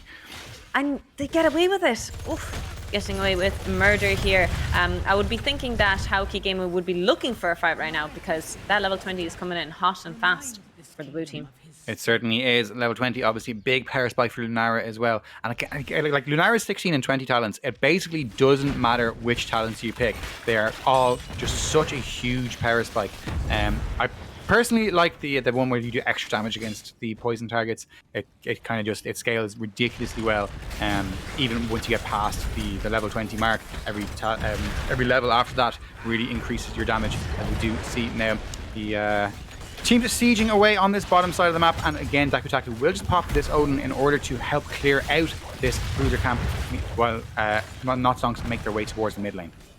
Yep, the really nice rotation there by Stonks to try and get some value in the mid lane. Ooh, Lunara's passive movement speed allows her to hippity hop to safety away from Varian's taunt. Red team looking like they're rotating bot side, trying to grab the channel on the bot hand side, while the rest of the blue team on the top side. Sonya already in mid lane though, so they do need to get this channel really quick. Alright, they'll be fine. Yeah, I think they should be chilling, as LSK will get there on time to make sure that there's no shenanigans with what would be their 4th dragon of the game, I believe. And we're getting to the stage now where these DKs really start to hurt. And especially with those level 20 talents now there for not Stonks, even scarier for them to deal with in defense. Yes, you are absolutely right, Adam, in the chat. This is just promotion from Nosnary, Stonks. That's what really he's promoting. You see a really big engage here on Zen. Time loop coming out here, and they secured the kill. Oh, isolation narrowly missing. Really nice damage coming out from Sonya, but she might be punished here as LSK is looking for more. Looking for more indeed, but Leteski does manage to spin away to safety. Leteski we're going in, sorry, Pesky even going in, trying to get so much damage in, but is going to fall himself. Will be traded back though, as Dakutaku is going to fall on this Tychus. Job done though for Hauki. They have made sure that there is no dragon captured just yet with those 2 kills. Yeah, it was a favored team fight for the blue team. They actually had level 20. Hauki didn't have level 20. So this is the big turnaround. Turbo on the top side, grabbing the objective. The red team may be looking to rotate onto the bot side. But again, you know, these rotations are very scary because it will be a 3v3. Indeed it will, and Dahaka, I assume, still has the Brush Stalker available if they want to come in and make it a 4v3. So does make his way up to the top lane, will recapture that top camp and probably make his way in to the D-push. We can see there's a couple of catapults building on the top side of the map already, something that Hauki will probably have to deal with at some stage unless they want to take a little bit of unnecessary damage onto their core. Yeah, we shall see. The wave is coming up. The core is being hit at the moment. But, oh, really nice that the mid tower is hitting it, kind of. And there is no catapult coming in here. It's fine. Everything's fine. Tychus is back. We chillin'. Sholobolo, chillin'. But, yeah, the rest of the members of Hauki making their way to the mid lane. Sonya has captured the top point again, so not a chance to turn in. But maybe a chance to get a kill as LK goes in on Zen. The stairwell listen goes down and it hits onto 2. Turbo with a follow-up CC as well, but he is feared into the middle of the enemy tower. Big damage coming down as the first kill of this teamfight will go over to Not Stonks. Decker is being cocooned in the meantime while the rest of the red team is in a sticky situation. LSK trying to get away from the sucky drain as Maza falls. Dakutaku does pop Odin in an attempt to zone the rest of the blue team, but this looks like a Drake going over to Not Stonks eSports, and they will be able to capitalize so much on it, they might be able to even end the game. Yeah, that level 20 Horrify coming in from Gul'dan was absolutely huge. Taking that extra damage, that extra second duration meant that it was completely taken out of the fight and turned into a very quick victory for Not Stonks as they look to try and even up the series now. They have Dragon pushing in, but Pesky goes in a little bit too deep. LSK will punish him, and maybe this is a chance for Hauki to defend. Oh, this is a really good situation now for the red team because it looked very dire here. Turbo popping extremely low, does burrow into the ground. LSK trying to peel for his bruiser, but that dragon is still super healthy. Will they be able to shred it as long as Dakutaku lives? Speaking of Dakutaku, he gets kicked away. Lots of poison damage coming out from Moist. Moist trying to secure a kill, but he's trying to get into the tower. Really nice taunt, really nice siege, but the core is falling. Can HaukiGaming defend this? The Dragon Knight is just too powerful at level 22 as he's just been right-clicked to death. GG going over to Not Stonks eSports. That was a very close series, and I will professionally step away to the WC. And yeah, BRB. Beautiful series there once again, coming out from our 2 teams. Incredible play as it looks like Hauki really awoke their opponents. It only took me an hour to call them Haiku. I'm quite proud of myself there, to be honest. That should have been literally second one. But a beautiful turnaround taken back there by Not Stonks eSports. Now they are showing us that they are here to play, and that Dragonshire pick clearly a little bit of a comfort for them as their early game macro absolutely disgusting, setting that Nubrak up ready for the early camp invade, just something Hauki weren't quite ready for, gave them too much space early on, and they really, once they had their foot down, they didn't let up for a second. A couple of nice counter picks, some good counterplay, of course, coming out from Hauki. Not scared for them, they clearly had teeth, but the plan was there for Not Stonks, and in the end, those Horrifies were just absolutely disgusting. Yep, 100% agree. Very, very solid early game macro coming out from Not Stonks. And I mean, Gul'dan, it doesn't matter what the rest of his talents are like. If you have Horrify on your composition, you always have a chance of winning. I think it's an S tier ultimate, in my opinion. I think it's one of the absolute best in the game. And Zen showing us just why that is the case on this instance, especially that late game team fight, that huge haunt value coming out. Which essentially was the point where it turned completely in their favor and won them that game-defining team fight. especially into their opponent's comp as well. It's so left to right with the Varian, Tychus, Deckard. They're all going to be in that little circle together. You can hit all of them at once, and if you can get a 3-man Horrify consistently in a team fight, your hero has gained value, in my opinion. But no, beautiful play from them. 9 kills either side. It was a little bit more fireworky than the last game, but both teams are showing that they know how to position. We're seeing some very relatively safe play come out from both sides. No one's particularly got hot-headed yet. We're all keeping our heads firmly in this game, and that's going to lead to some very tense, very exciting matches if we can keep this up. We know that Not Stonks are going to be taking first pick away. We haven't seen a map pick come out yet from HaukiGaming. I don't suppose you have any insight on what you think we're going to see yet, Noz? Where would you like us to go? Well, you got it mixed up there a little bit, Luca. So it's Hauki taking first pick. Oh dear. Personally, I would love to see Towers of Doom, though. It's always my favorite map to commentate. It's my favorite map to play. It's my favorite map to watch. It is the best map in the game. Towers of Doom was banned, though. That is a very good point. So where else could we go potentially? Well, we've got Sky Ultrak, Sky Temple, Cursed Hollow, and BOE. Like they're literally all my favorite maps were banned, and we have fucking Alterac and Volskaya available. God, come on. 1 hour in, and we swore first. We're going well, team. I'd love to see some shrines. It's the standard. I think shrines is going to be where Hauki are strongest. It's a stonks pick though, so I imagine they might take us to Garden or Alterac. Transition that seamlessly. I know what's going on. I think that the macro that they've shown has definitely been stronger from Stonks. We saw in that first map where the teams just had to be opposite each other for the whole time. Hauki could find edges, they could hit stronger engages, and they could sort of slightly punish their opponents. But once they were forced to split, once they were forced to decision make, especially early in mid game, we could see that Not Stonks really started to shine, and they could show off their superior macro knowledge. And so I think on a map like Garden, they're going to get more windows to show that off. There's a lot of ways you can rotate around that map, and there's a lot of windows they can go through. And halfway right, they've actually gone for Alterac, which was at least one of the two that I said they might pick. So Alterac is just budget Garden of Terror, in my opinion, anyway. So spicy indeed. Well, gonna be Alterac Pass, newest map in Heroes of the Storm, I believe. Still like 5 years old.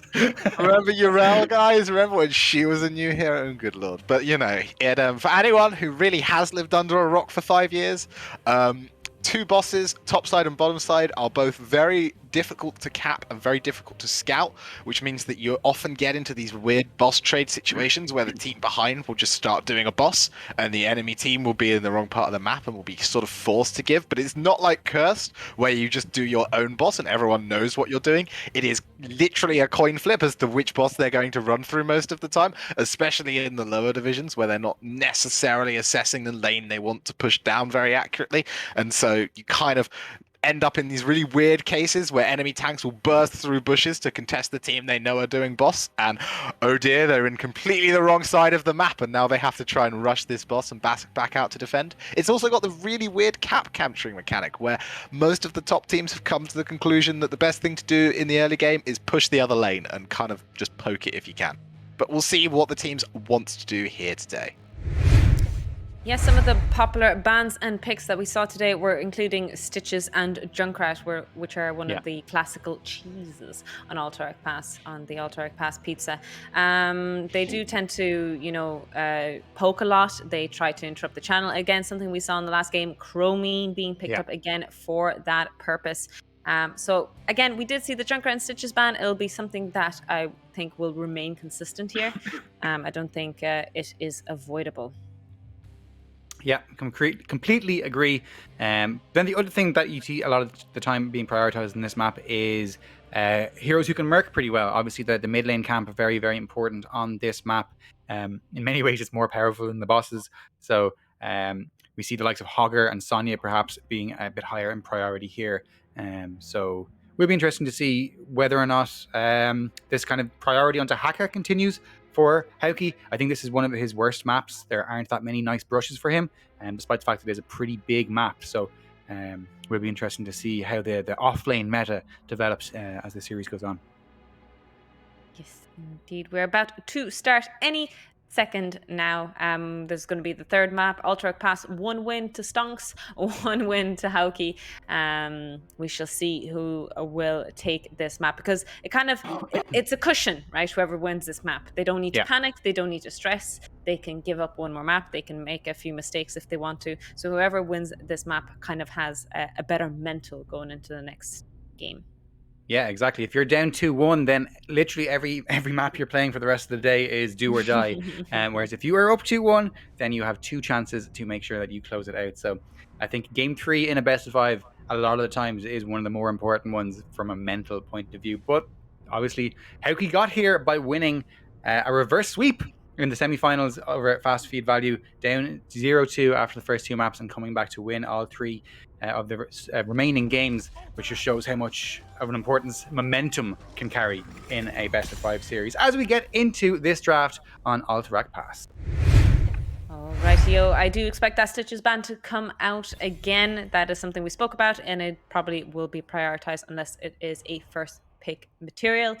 Yeah, there we go. He's just not going to be played today. Yeah, I'm actually kind of a little bit surprised because LSK plays a pretty mean Stitches as well. When we played against them, I was playing like Vala, something which tends to do pretty well into the Stitches, but he was just like every hook was coming from Fog of War, and again, okay, I'm a little bit of a hook magnet, but still, he was hitting them. He was hitting them indeed, but we do see Johanna being banned out. LSK is not getting her after that first game on Tomb of the Spider Queen. It doesn't matter what map it is now, they are just not letting her through. Rhaegar has been banned out, which means that the blue team probably will ban out the Stukov. They don't want to deal with that. I think, actually the Stukov in the last game was just treacherous.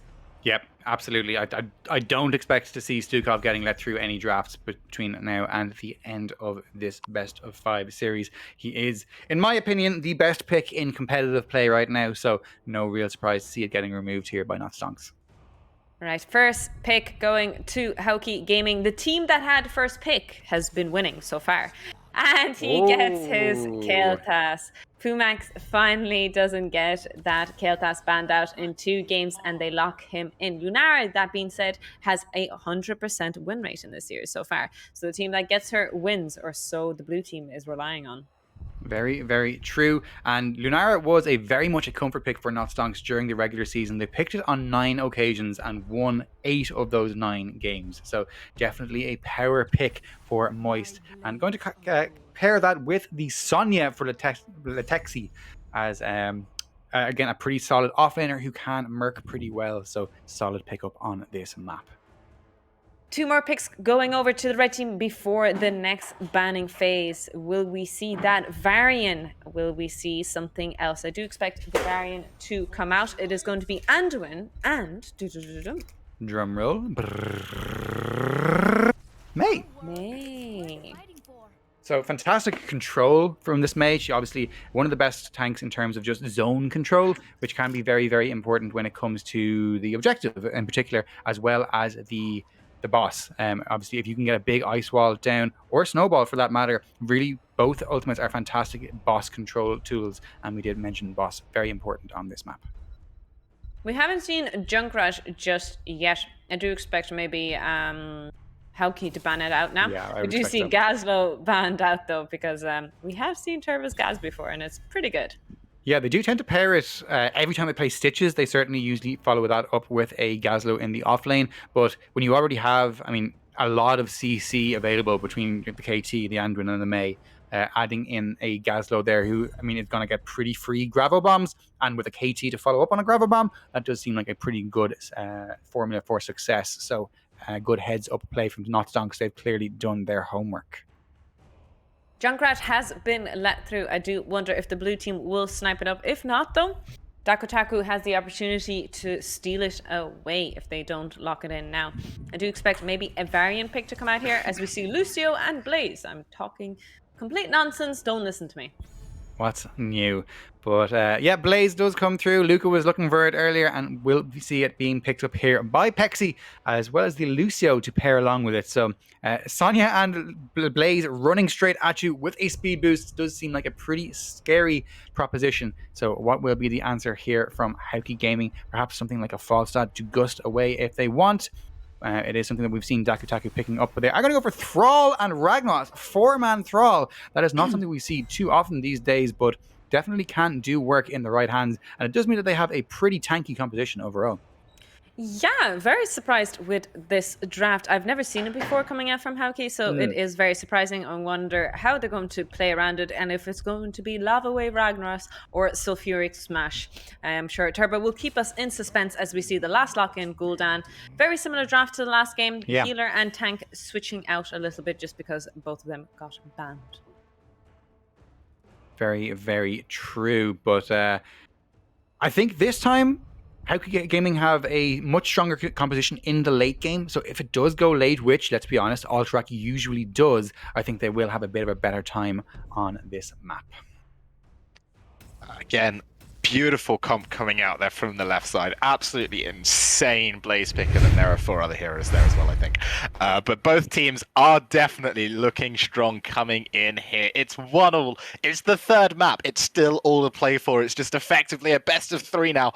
Are we going to see the winning streak continue from Not Stonks, or will Hauki get one back and keep this series as firmly in the balance as it could possibly be? Once again, I'm going to hand over to my absolutely fabulous casting team. Noz, take it away.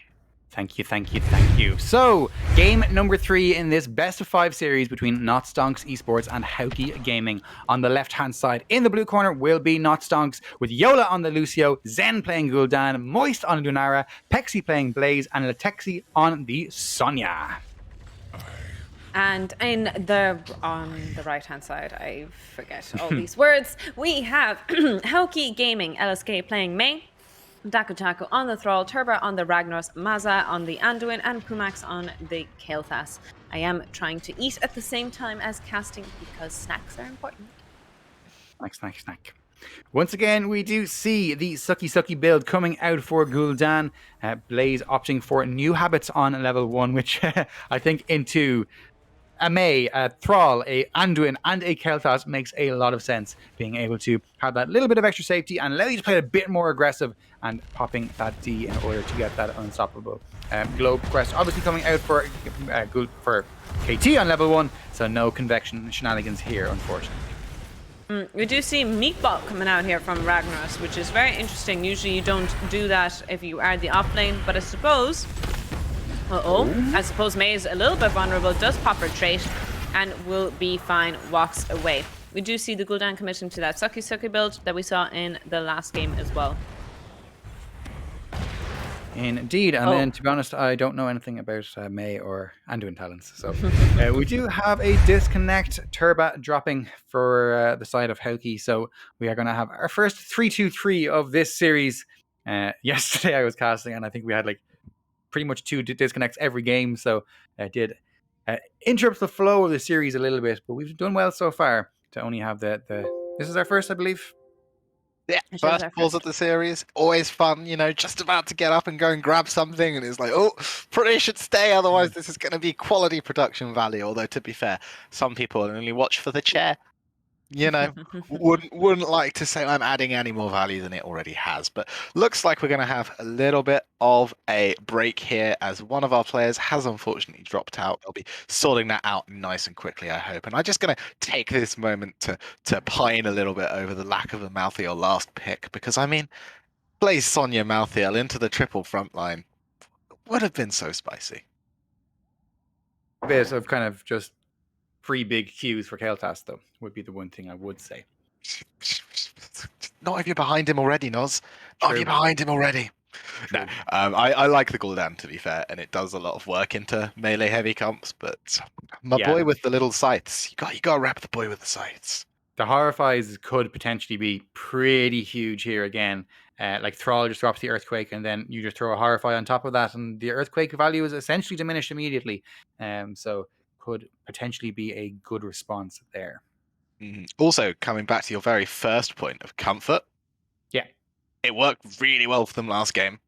They have essentially swapped out Anduin for Lucio, who is going to give them more rotation speed on the map, and they've swapped out Anubarak for Blaze, which is a pretty straight swap in terms of what they were using the Anubarak to do. They weren't really playing around Cocoon as much as they were just looking to get that first stun engage, and the red team outside of Thrall's route will have a tough time denying it. So I think we'll see pretty much the same composition coming out this time, but the counter kill onto Anubarak is a lot easier to get than a counter kill onto Blaze, so they might even see it be more successful, or maybe I'm just biased. Hard to say for sure. Speaking of hard to say, a lot of very strange Finnish words being written in this chat here, and God, it's such a bizarre looking language. Oh. So many L's and A's and little dots and things I don't understand. And I'm from Ireland, where we also have a bizarre language with lots of vowels and little dots. It does look like, though, in amongst all of those bizarre vowels and dots, our teams are ready to go, and they're about to discover that only referees can unpause the game, which is very fun. But we're back into the map. That we are. So, still level 1 for both teams and no damage done yet. But Turba has made his way back into this game. So we are back to being 5 versus 5. And we do see Hauki making their way over to take this early siege camp. As you would expect, it is kind of the standard on this map these days. Yeah, the blue team a little behind on taking it, but they are rotating for Zen already there. Lucio speeding all the way from the top side to help his buddy out. Lunaro grabbing the soak in the bot lane against the Thrall. I'm guessing that isn't too much of a fun matchup for Dakutaku. Probably not, no. But, I mean, he's kind of chilling.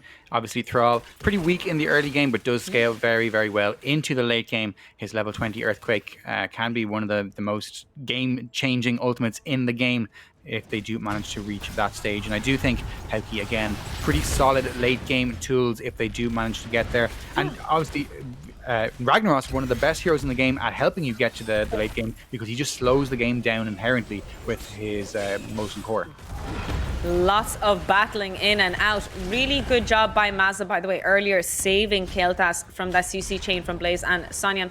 Jola popping extremely low there, but is going to heal it back up passively with his movie beatbox speed. Ooh, Pexi trying to find engage in LSK, but it doesn't quite connect. The objective will be spawning in the next 30 seconds. Really nice battle in the bot side as well between Dakutaku and Moist as they get each other down to half HP. We do see Hurricane coming through from Sonya on the level 4 as well, so we'll be able to negate the roots of both Thrall and Anduin. So a nice little pickup here, being pretty contextually aware of what talents to pick, rather than just like, slam and W build here or something. I do also think that into the enemy composition, Wrath probably makes a little bit more sense than the Leap. I was talking to a friend of mine who is a Grandmaster off-lane player, and he says that he thinks that Leap is just a crutch for Sonya players who can't hit their Q anyway. So it will be interesting to see what ultimate that Texi does opt for here on the Sonya. Very interesting quote. We do see the blue team grabbing the objective here. Oh, it looked like LSK was just about to able to interrupt with his Q over the wall, but it did not work out. Mazza and Pumax grabbing the camp will be able to grab it and contest the objective, with level 7 coming in a little bit sooner for the red team. Yeah, 14 seconds left for Hauki to come in and interrupt. Pumax is the only one here for now. LSK is making his way across, but it looks like this could be going over. LSK is going to be in their position there to get this channel going for now, and Mazak can prevent this from being turned in, or can he? No, he can't. The interrupt coming through from Pexi on the Blaze, making sure that this objective goes in favor of not Stonks. Yeah, very unfortunate with Blaze's fire permanently underneath you. You weren't able to interrupt the channel, but it is just the first objective. It is still everything to play for, and if there's anything that the red team have, it's wave clear, so I'm sure they'll be fine defending this. Absolutely. That being said, though, it is again a pretty low range composition for them. Most of their range, actually, in fact, all of their range damage coming out from this Kael'thas. Obviously, Thrall can poke with his Q, but for the most part, it is going to be down to Pumax to do the clearing out. But Molten Core will be popped in the top lane by Turba, which should nullify most of the push on this side of the map. Yes. He will be able to clear this top side. Thrall unable to deal with the Lunara on the bot hand side while there is a battle in the mid lane. Wall already down, but I don't think they'll get much more other than the wall.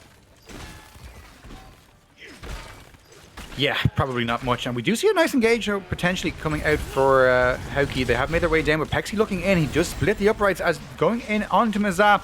Does throw down the oil spill to try and slow down that Anduin, but he is able to walk away for now. Dakutaki trying to trade back a little bit of damage, but Pexi is able to walk away for now. Still waiting for first blood in this game as we hit the 5-minute mark. It's another tense and kind of slower affair once again. The team's rotating to grab that siege camp because we all know that is the real objective in this game. And they're grabbing them both respectively on either side. But level 10s are so close, one level away from grabbing it. I do expect pretty standard ultimates to be picked up by both teams. I don't think there is going to be anything debatable other than, again, maybe Sonya Leap and Wrath. Yeah, I would assume that is the case. Well, I suppose Lucio, I mean, it has to be 5-5 here, really, doesn't it? Into this much CC.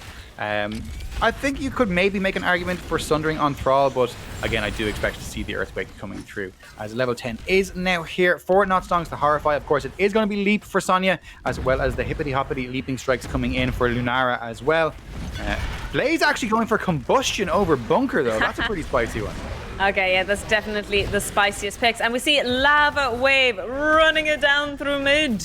To be honest, I think I was casting an earlier series. Yes, I was watching Div 7, I think. Or was it in Athena Championship? And Lava Wave got so much value. Yeah. Honestly, like, sometimes you don't focus. Like, if there's a team fight happening in lane, you're just focused on the CC chain, you're just focused on the fight, and you forget about the running wave of doom that's incoming on top of you.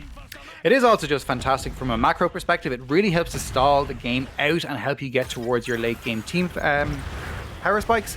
And again, like, they have such a CC chain already that I don't really think Sulfuris is necessary here. So I do think it actually kind of makes sense. I know a lot of Ragnaros players might disagree with me on that one, but I like the pick up here. We do actually see Sound Barrier coming out from Lucio as well, not opting into the high 5, which does seem a little bit sketchy to me, but obviously Sound Barrier, it can be a fantastic ultimate in its own right, and there is a lot of AoE damage for HaukiGaming, so it will help to prevent a lot of that. Yeah, I also agree. I do like Lava Wave, especially on Alterac Pass. Ahead or behind, I do enjoy that talent and think it is very good. That being said, we do see Phoenix coming out on the kill task here instead of Pyroblast. I'm always disappointed about that, but Pumax has been pretty consistent in picking up Phoenix. We also see Light Bomb as well on the Anduin, which is as standard as it gets, putting the Light Bomb on the Mei as she eats herself in. Both teams grabbing the siege camp on both sides. Again, just stalling this turn-in as we see the healers just poking each other here. It's a portal combat in the middle of the map.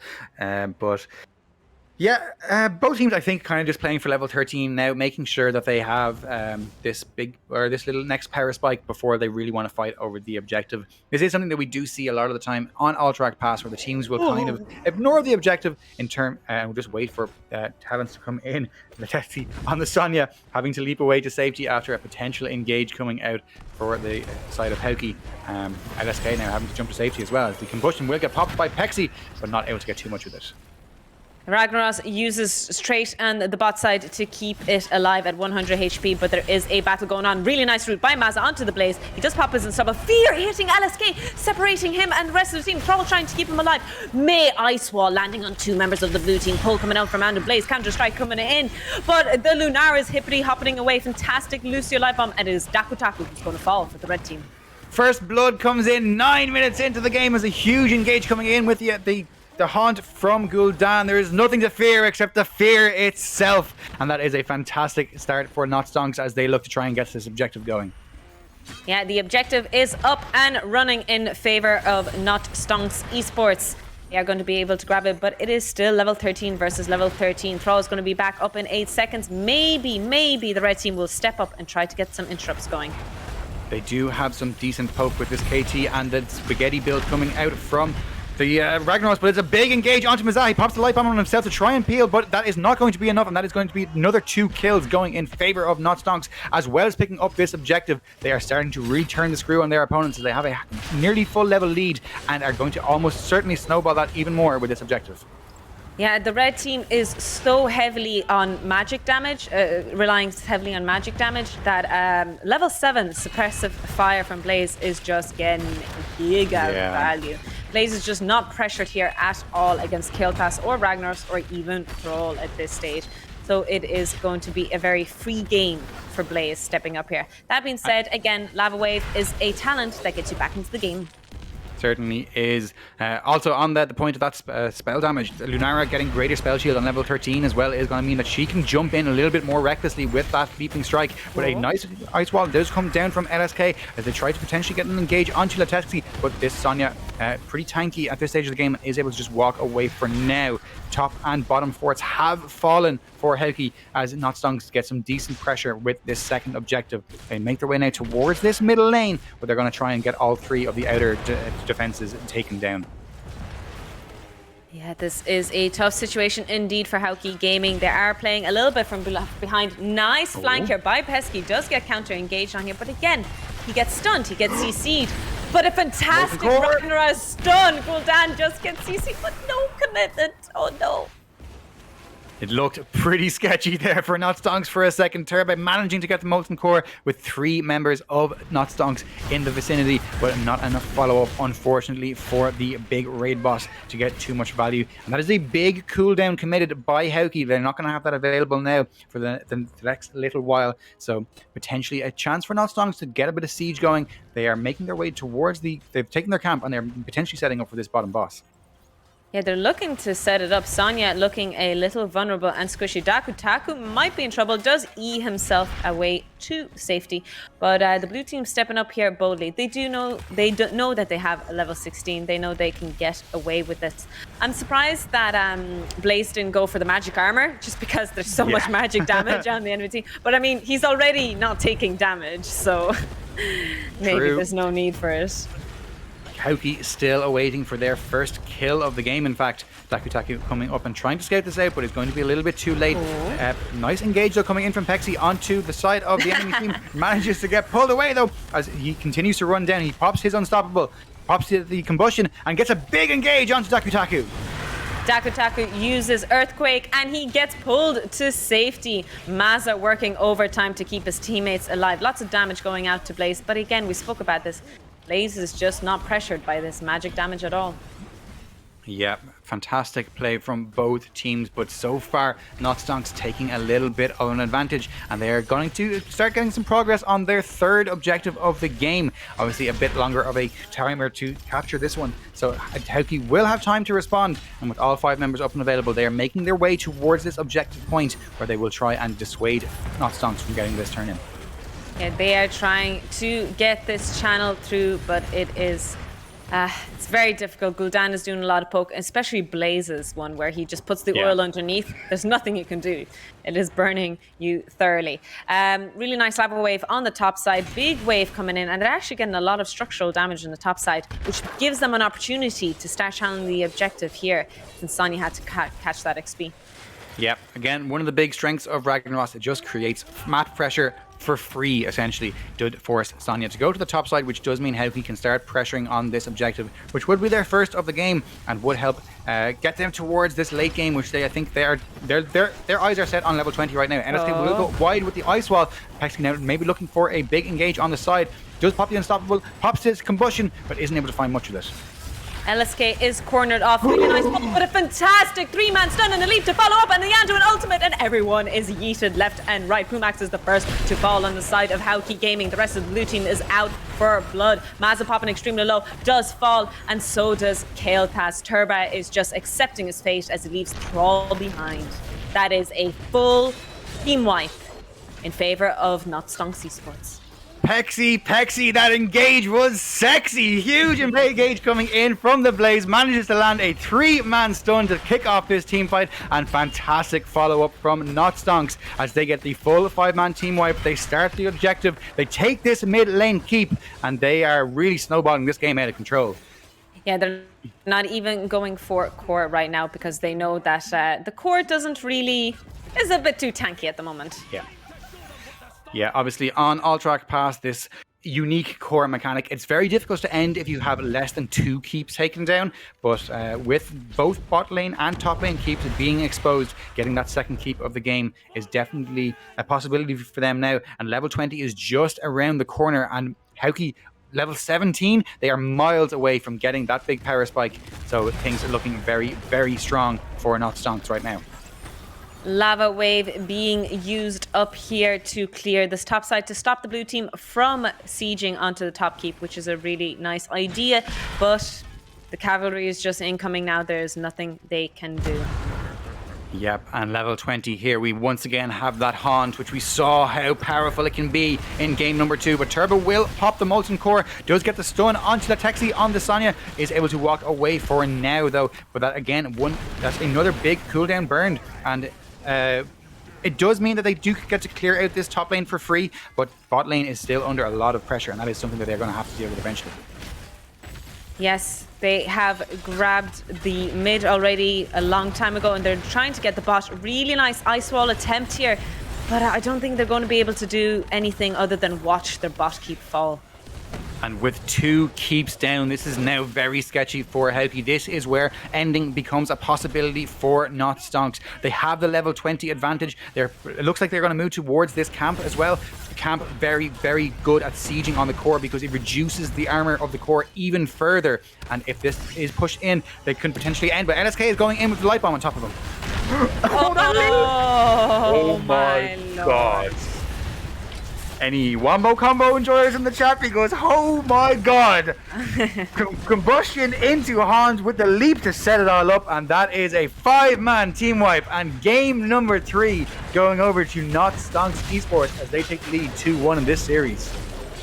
That was definitely an ouchie. GG has been called. The second game does go over to Not Stonks eSports, and they are comfortably sitting in the lead 2-1.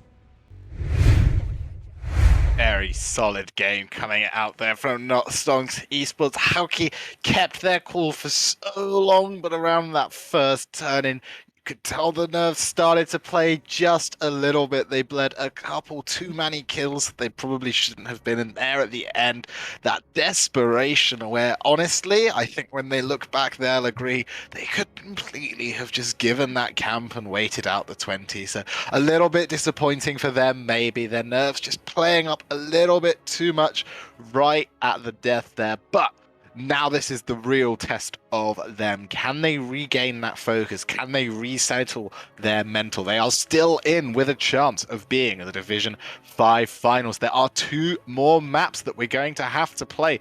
Volskaya Foundry Shrines or Sky Temple are left in the pool, I believe. Garden, I think. Garden of Terror. They're basically the same map. You just macro and hope your opponents go AFK.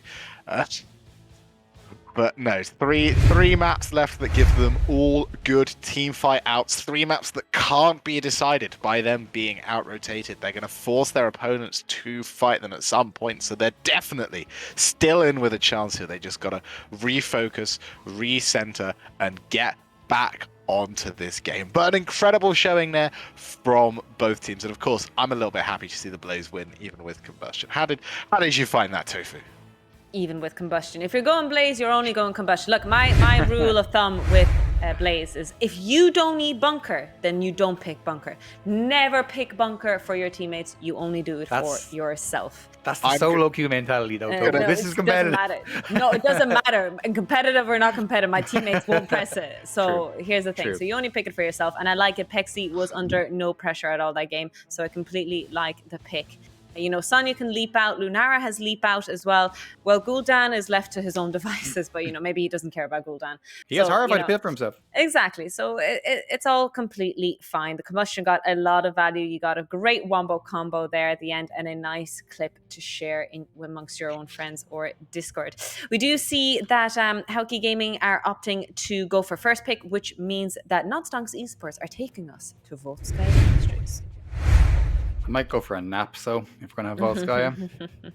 I do need to go strategically to the bathroom again. Small bladder problems. But I'm going to hit the stream with some maths now that Tofu's gone and can't respond because I am underhanded like that. Because Combustion deals 55 damage a tick for 10 ticks, right? Blaze's Bunker does 173 damage per Q, which means if you land 3 Qs from Bunker, it's already equal to Combustion's damage. Even if you're not using it as a save mechanic, it's the better ultimate. If one person gets in that bunker with you, you're guaranteed 4 Qs. That is more damage. Even if no one else does, you can usually hit 3 Qs on the kill target. The controller from the level 20 upgrade is pretty nuts, though, in fairness. And let's be honest, Hauki actually didn't manage to get a single kill in that last game. So the defensive aspect of Bunker clearly wasn't required, which means that the three people in the bunker and you do 2 combustions worth of damage, Loz. 3 people just have to click on the bunker. But then you don't get that wombo combo at the end that, it's less pretty. Clippable. I agree. It doesn't look as cool. Also, right, from a utility standpoint, you can put bunker down under keep and now your opponents can't stop you taking keep. You can put bunker down in front of the objective. Bunker's a better objective. It's better ultimate. It's better. Yeah. I just, we're an informative Division 5, sorry. Division 5 Heroes Lounge cast, and I don't want the people to be lied to. I can't stand here and honestly lie to the people, though Combustion was definitely funny. And it worked out wonders at They did win. They did win. But Hauki find themselves in their 2-1 comfort zone. This was in the quarterfinals. They were down 2-1 against Special Theory of Clanability, and they won the series. In the semi-finals, they were down 2-1 against Fast Feed Value, and they won the series. This is Hauki's comfort zone. But likewise, for Not Stonks, they now know that they are only 1 map away from becoming the Division 5 champions for Season 17. So all to play for as we move on to Volskaya. Mm-hmm. And with Tofu being back, I'm not going to bail. Can you refill my water bottle? Because I'm a thirsty boy. Oh, shit. Fuck. Dude, we're gonna make it in to Volskaya Foundry. Cut his mic. And we are going to the other cold map. It is important that you play them one at a time. You can't play a cold map, get warm again, and then freeze yourself twice in a row. We're going to keep our wintry coats on, head deep into the motherland to find these protectors. And this is a very, very different map to the ones that we've seen so far. There is very little macro, so to speak. You have to make any opportunities on the map yourself. You get a very big central team fight that you can choose to take, and you get a good 3 minutes most of the time to fight over that, depending on how well the teams are doing to cap it. And then apart from that, it's rotating through camps that give you turrets or healing items to try and further your fight. And in some cases, you see those turrets used for push quite effectively, but often you tend to see teams just hold them to get the edge in team fights. It's a pretty consistent level 20 map, and it should, I think, favor Hauki a little bit more. I think that the style they've been showing, their relatively clean play up till the late game, apart from that last map, and their solid team fights should look really good here, whereas the rotational value that Stonks have been getting up until now won't be able to play as much of a factor. But we are ready to jump into this draft now. Wait, why am I not on screen anymore? Clap your hands. We don't like you. But we are going to go into the 4th game in this series. We're going to be taking on to Volskaya Foundry. As Adam is saying in the chat, we want Volskaya back in the map pool for ranked. No more Hanamura Nightmares. For me, I want Warhead Junction removed from ranked and replace it with Volskaya. Yes. Just make Terra's Doom the only map. That's my vote. We do see Stitches once again removed. No hooky on this game once again. As clearly something that Hauki just don't want to deal with, which into this Not Stonks roster, I think makes a lot of sense. Yeah, Not Stonks consistent with that Johanna ban. They lost the first map to her, and they're not letting her through again, keeping it religiously this way. Rhaegar has been banned out from by HaukiGaming. I'm guessing the Stukov ban is going to come out here. Very standard, very predictable. This is what the two teams have been doing pretty consistently, and they're sticking to their guns. Now, are we going to see that first pick, Kael'thas, being prioritized again? Volskaya Foundry, I don't know if this is particularly one of his best maps or not, but something that Pumax has picked up has been Chromie. And another one for late game poking, Junkrat. I've mentioned it before. They play a mean Junkrat, and I'm surprised they haven't prioritized it just yet. Vala's another one that both Dakutaku and Pumax play, and obviously Volskaya Foundry. Scaling is the name of the game. More often than not, this game does go quite late on this map. Lunara, though, does have fantastic scaling, so nice to see the Bambi getting picked up here. Bambi has been picked up. Definitely agree with the fact that she has really good scaling. She goes really well into late game, but it seems like the blue team are sniping our earpieces because they heard about the Junkrat pick and are locking him in, pairing up with that Sonya, sticking to comfort again with Leteski on that barbarian lady. 2 more picks coming out here from HaukiGaming. What shall they prioritize?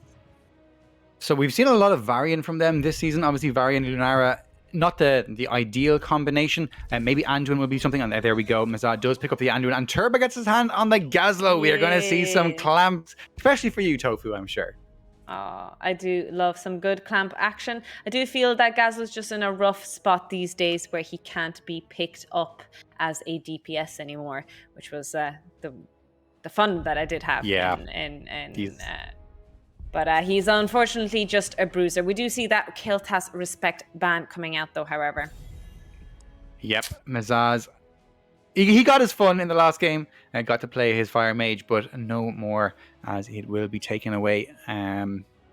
Interesting to see what they will pair with this Lunara. I personally love to see Jaina when I have Lunara on my team, but I'm not actually too sure if that is something which Pumax plays. He seems to play most of the mages, so I wouldn't be surprised to see that as part of their roster as well. As once again, Gaul will be banned away, so no Chuggle shenanigans for us this evening.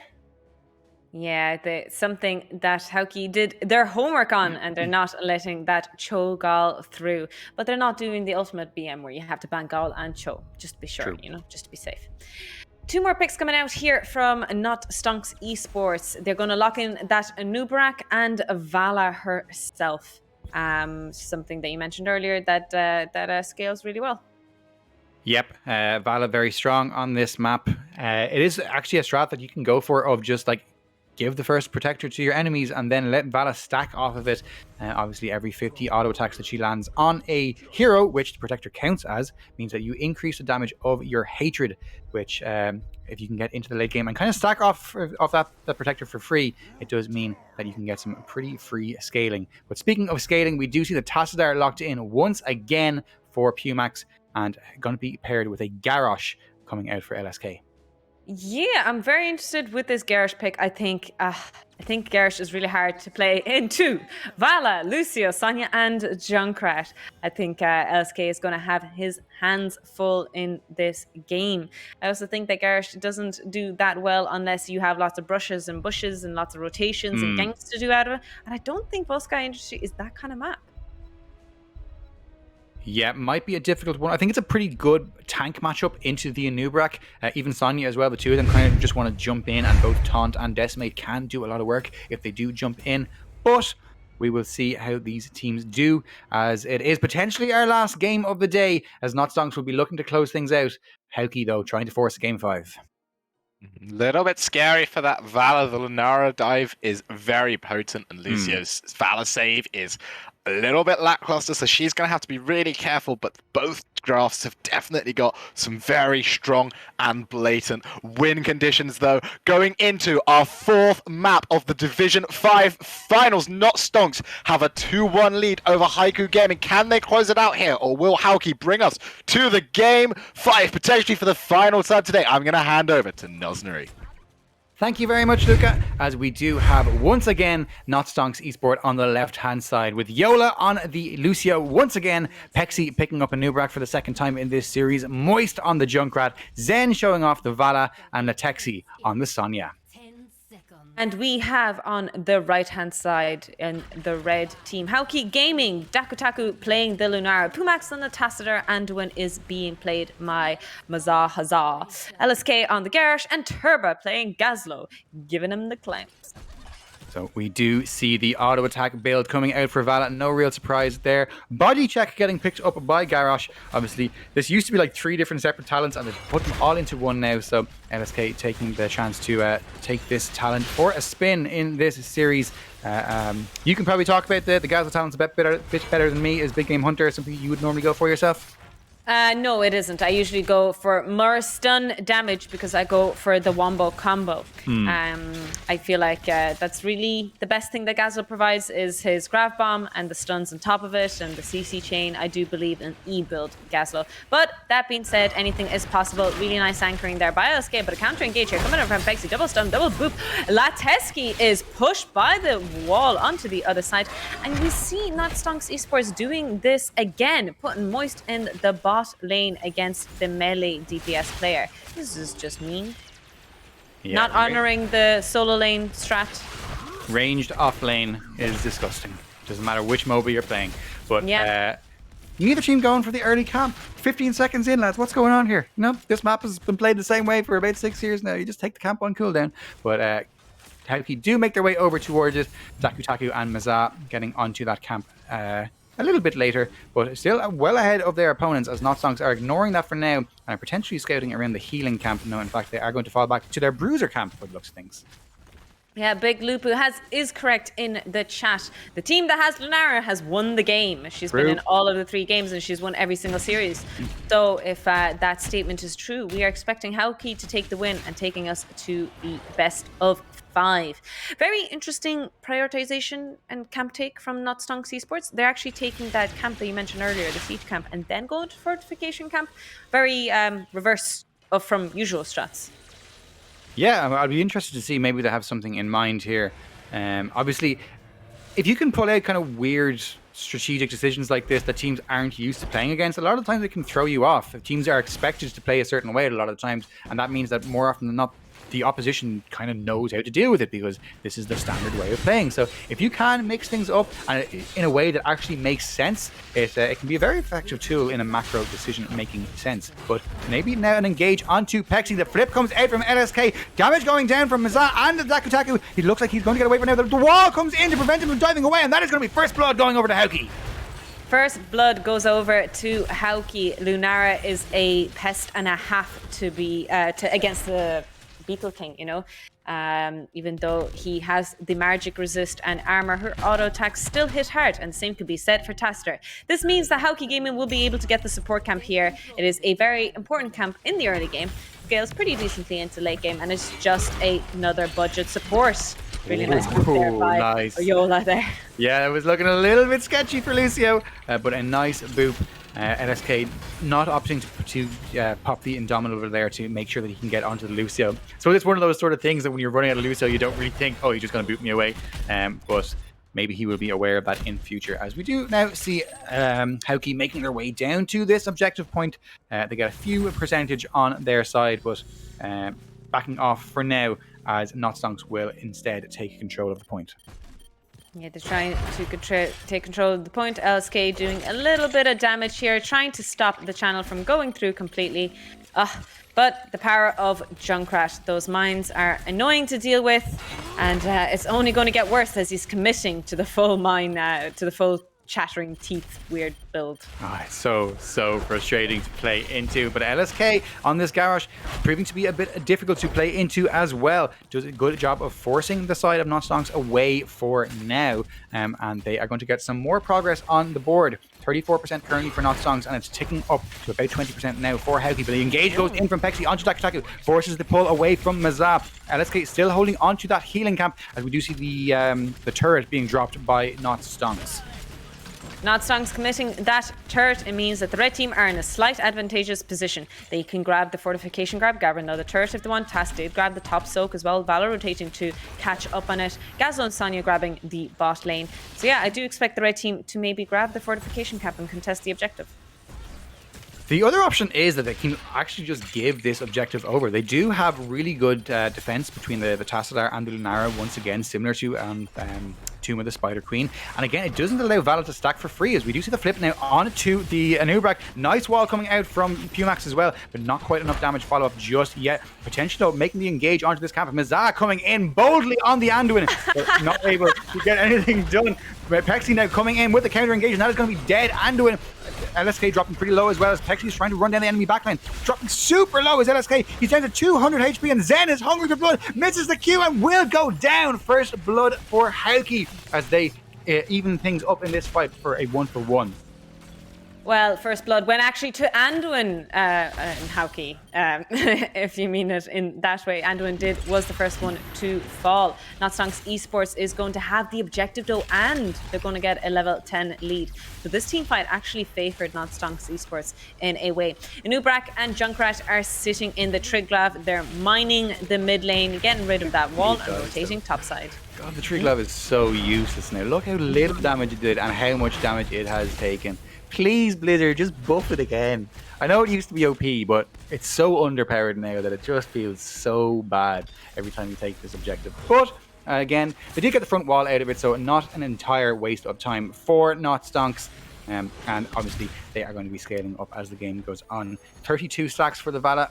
Maybe not quite as much as you would like to have at this stage of the game, but obviously, the more team fighting takes place, the more chance she will get to get some damage down and get those stacks going. Obviously, it hasn't been too much action just yet for her to get some stacks. Yeah, that being said, the blue team could have strategically given away the objective to the red team so that Vala could have done some stacks there, but they aren't committing to it too much. Right, we do see Gazlo committing to the Bruiser build with some shields coming out from him and Goblin Fusion as well. But it is going to be Gravo Bomb, so I do expect still committing to the Wombo combo on level 13 and 16. And Turbo is the weird one. He grabs the cooldown reduction at 20 though. And the bigger bomb, bomb, yeah. But in fairness, I think it would make sense in this composition where you have the taunt from Garrosh, you have Light Bomb, you have Black Hole. There's just so much AoE control on the side of this Hauki team where if you get a big wombo combo off, anyone who's caught in it is absolutely fried. Bold of you to assume that Garrosh is going to go taunt for level 10. How bold of you. As a lot of pro players are constantly taking the other ultimate and baiting people into not picking it. We can see the nuisance of Lucio against tanks as a tank player occasionally. Myself, I definitely despise a good enemy Lucio. He's just a little mosquito, like buzzing around the map. Except instead of you swatting him, he swats you away with his boop. So he's he's an annoying one. But, annoying indeed. Oh, Rocket Ride being mentioned in the chat, Kestrel has highlighted. I did not realize that. Very spicy one. I guess it does allow him. It doesn't really allow him to escape any sort of big engages because there is a bit of a channel time on it. That's certainly a spicy one. Spicy one indeed. All these mine traps, big as being taken level 13. God, what a disgusting comp Not Stonks eSports have picked in this series. Level 13 coming in for the red team any second now. They might be looking for an engages to see Gazlo in a little bit of vulnerable position. Really nice dive there, really nice double stun, but the turrets and the walls protecting Gazlo. Yep, so he is just fine for now as level 13 has arrived for HaukiGaming. Potentially a chance for them to collapse here as we do see Moist maybe a little bit overextended. LSK looking for it again, but Jola on this Lucio has been very, very annoying for LSK. Again, as you mentioned, just so annoying for tanks to deal with that boop. And that is going to mean that no real engage opportunity here for the side of Hauki. Root now maybe onto LSK. He does eat a decent bit of damage, but is able to walk away for now by the looks of things. Oh, nice flank here by Pexi. Unstoppable, being pumped. Taunt, Garsh, throw, pull. Lots of awkward interactions happening through here. Lunara does get cocooned in the meantime, so the damage isn't there. Lucio does opt for barrier instead here, but both teams walk away unscathed. That's actually such a funny combo that I've never thought of. Is hold on, having maybe a bit more of an engaged. Pexi will get thrown under the tower. The light bomb as well to make sure that he cannot move. The grapple bomb will go a little bit wide, so maybe not able to get too much more. But a quick kill going over for Hauki just as the objective spawns. That's going to be no bug available for the side of Not Stonks as this objective will spawn in the top lane. Yeah, the objective is spawning in the top side. The red team are rotating. They are grabbing their turret camp along the way, but that was a great kill secure for HaukiGaming so they can get up on top and grab that objective. Indeed, but what I was trying to say before that little team fight broke out, it's actually kind of a cool combo of the Garrosh taunt with the pull, because obviously if you taunt someone, they will run towards you. Yeah. So if you can taunt somebody and then get pulled by the Anduin, they are going to run to wherever the Anduin pulled him. So a nice little combo that I don't think I've seen before. It's a pretty cool one. Pretty cool indeed. We do see Tassadar channeling the objective as safely as he can, but he sniffs out the fact that Sonya's rotating and gets away to safety. Level 15 for both teams, but 16 is really close. And I really like what LSK is doing here. He's setting up the elite camp. He wants a fight before they get level 16. It is their chance and their opportunity to fight. Yep. But that window is closing pretty quickly as level 16 is very, very close for Not Stonks, and it's still about half a level away for Hauki, so they might have to back off now. 16 still not quite here for Not Stonks. Would like to see them maybe sending someone to the top wave to get that, but they do get a 16. Actually going in now. The root goes down onto LSK. He pops the unstoppable and does manage to get out with the big one, and it's a huge grabber bomb, but there's no real follow-up, so nobody's going down for now. Nobody falls down except for Nubrak. The rest of the red team is walking away with the margin of their HP intact. LSK almost gets away, but Rock secures a kill out the Gaslow. We just talked so much bad stuff about it, but it secures a kill onto Turbot. That being said, the rest of the red team grab a counter kill. Vala does fall to the poison damage from Lunara as she is getting her level 16 and she is a beast and a half.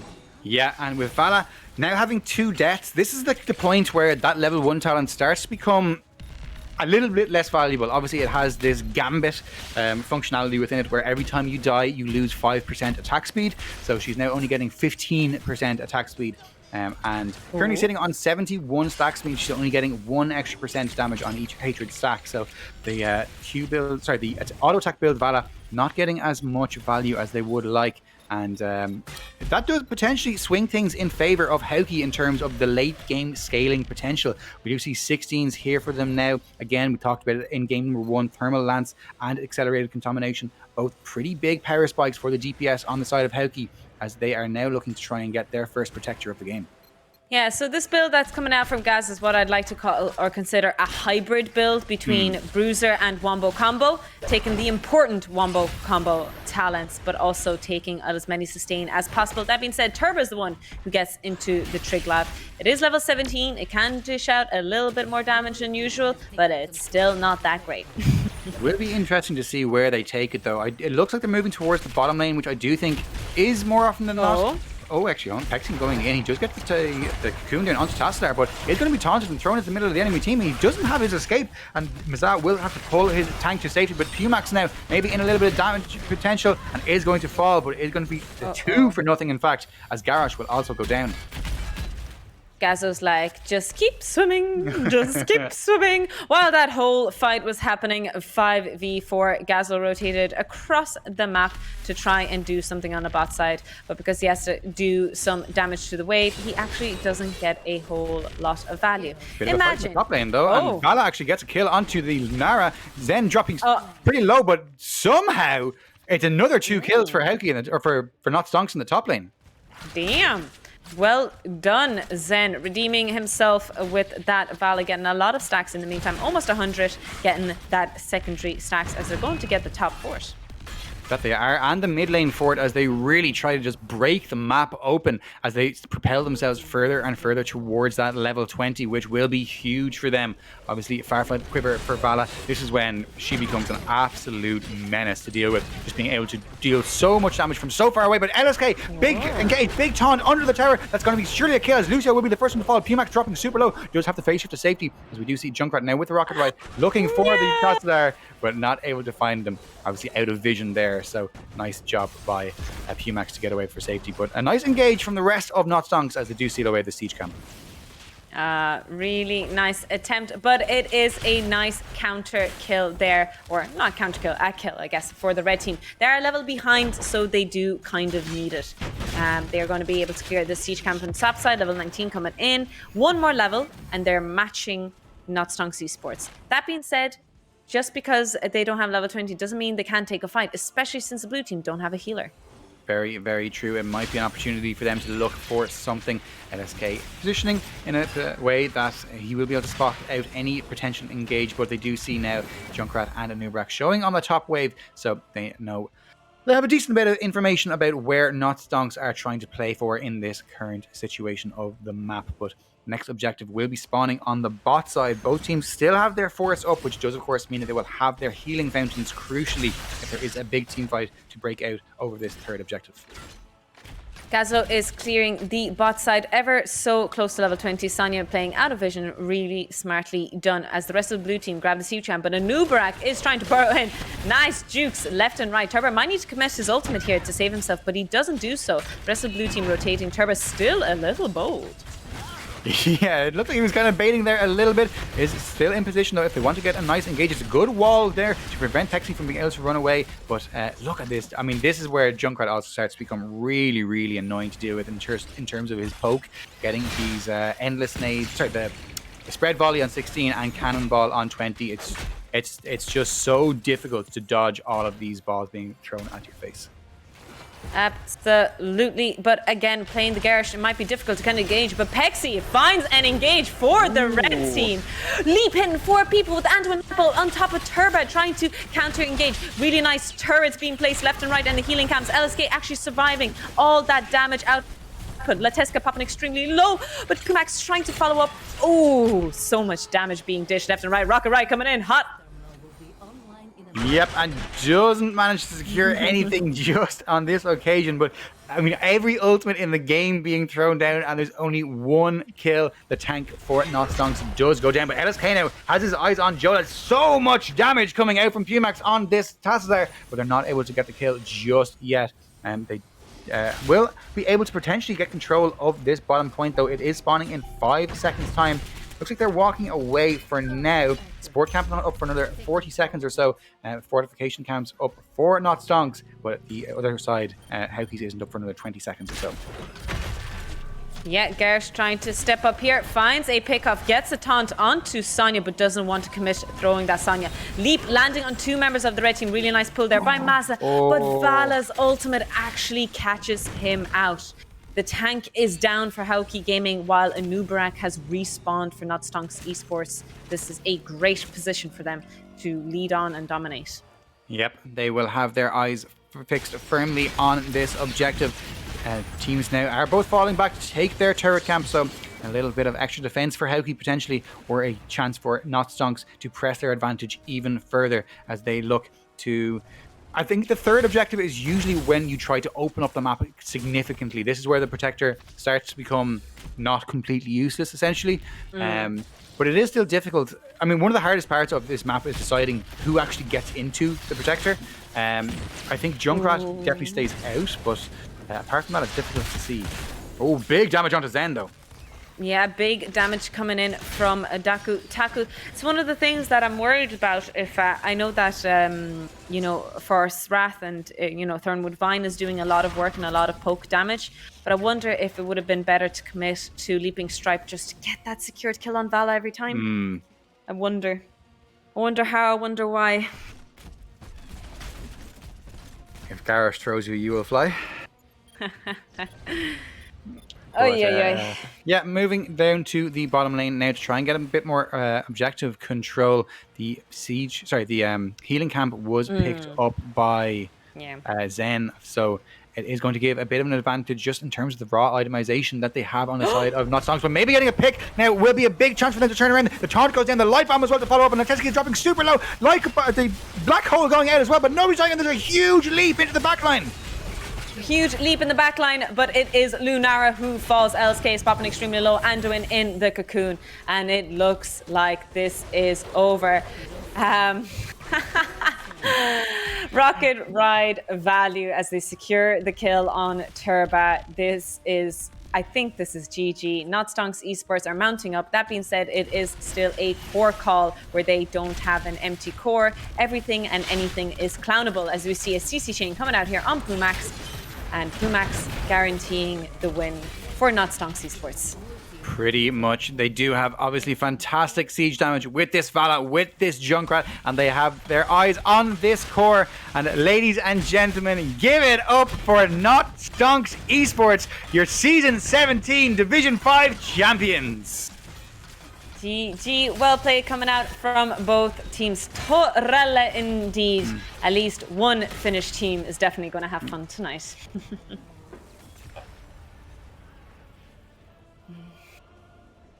9-1 in the regular season, 19 map wins with only 4 dropped before the playoffs, and an impressive run once they got to them, dropping 2 more maps before the final.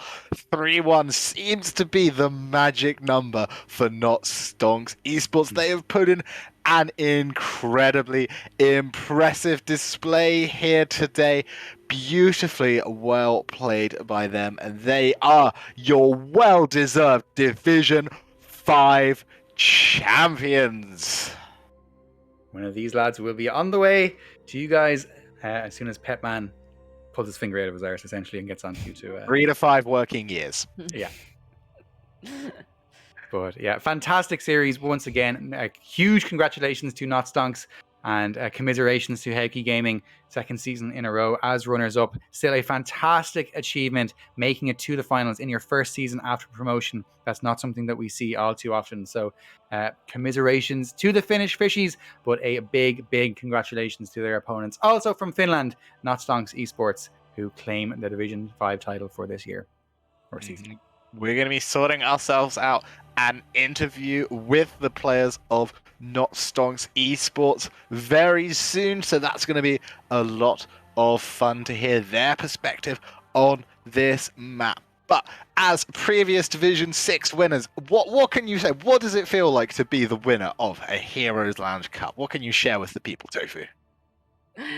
Well, I worked very, very hard to do what I needed to win. I clearly played it wrong, playing in Div 2 and Div 1 for many, many years or seasons. And then, you know what? You win when you go to Div 6.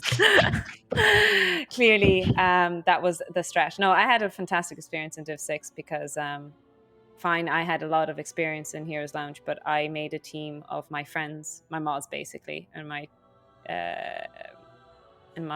Twitch, and many of them never played in competitive. And there's one thing we'll say, that the competitive experience, especially when it's fresh, when it's new, when you first play competitive Heroes of the Storm, it is such a thrill. It is so exciting, and I really think that Not Stonks eSports are feeling that as well, the thrill and the excitement of winning, as they are joining us right now. Congratulations, guys. You are our official Season 17 Division 5 champions. You will keep that badge of honor for the rest of your life. I'm sure you'll be telling this story to your grandkids. How are you guys feeling? Oh, man. I have to say that the season was great for us. We didn't lose a single game. Of course, we played really well, and HaukiGaming was a great opponent for the grand finals. I don't know what to say. This feels quite amazing. To be honest. Come and hear your full stories in a moment. But as is deep ingrained Heroes Lounge tradition at that point, the man, the myth, the legend. Some say he dreamed Heroes Lounge up overnight in a pub and created it on the day. Others say that's nonsense that was made up by Luca. It is Dr. Petman, and he's here to talk to the world. Good evening, everyone. Who knows what the legend may be in the end? And I heard that, Noz. What? Don't think I didn't. No, as usual, I get dragged out of my cave every season in order to give these, but it means something every single season that I get the opportunity to congratulate these teams. Not Stonks eSports, congratulations to you for winning our Division 5 tournament. Hopefully you can hear me okay. But always nice to congratulate the teams after such a long effort. I know it can be a long season to get to this stage as well, but as usual as well, we also have to give our applause to HaukiGaming for making it this far. Always difficult to make it to the last hurdle and not quite make it over. But for now, though, you are our champions, and as a result, as a token of our appreciation for your participation in Heroes Lounge, we can offer you the finest medal that money can buy. Noz accurately demonstrating his own winning medal. So after the tournament, if we'll send around a bit of a survey, and you can give your information, and every member of your team will have access to one of our medals as well. I think they look pretty good. And unlike previous seasons, we can actually send those off already as they have already been made. So there shouldn't be too much waiting there. But for now, I will leave you to your winner's interview. Congratulations again, and you'll be hearing from us soon. And hope to see you in future seasons. Thanks a lot. Thank you very much. Thank you very much. Thank you.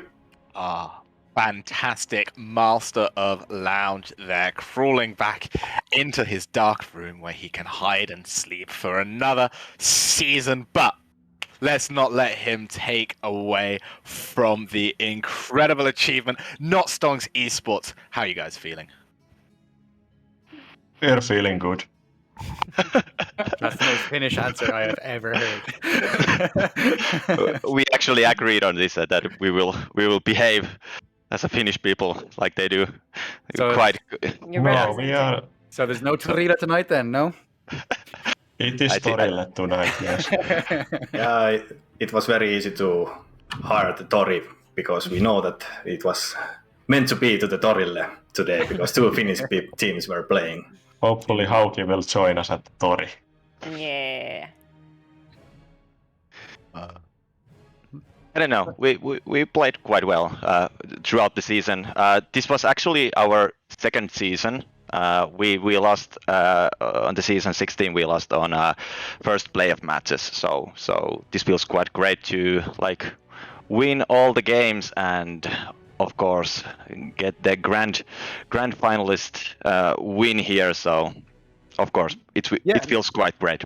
That was actually something I was going to ask. Was like last season, I think you guys went 5-5 in the regular season, and as you mentioned, got knocked out in the first round of playoffs. This season, winning every single series during the regular split, and then coming out as champions of Division 5. What do you think was the difference maker for you guys this season? What changed? Yeah. I think Yeah, we changed roles. we changed roles and also we like to do stuff differently. So we try new things. Yeah, Try yeah. new things and play our own game. That's pretty much it.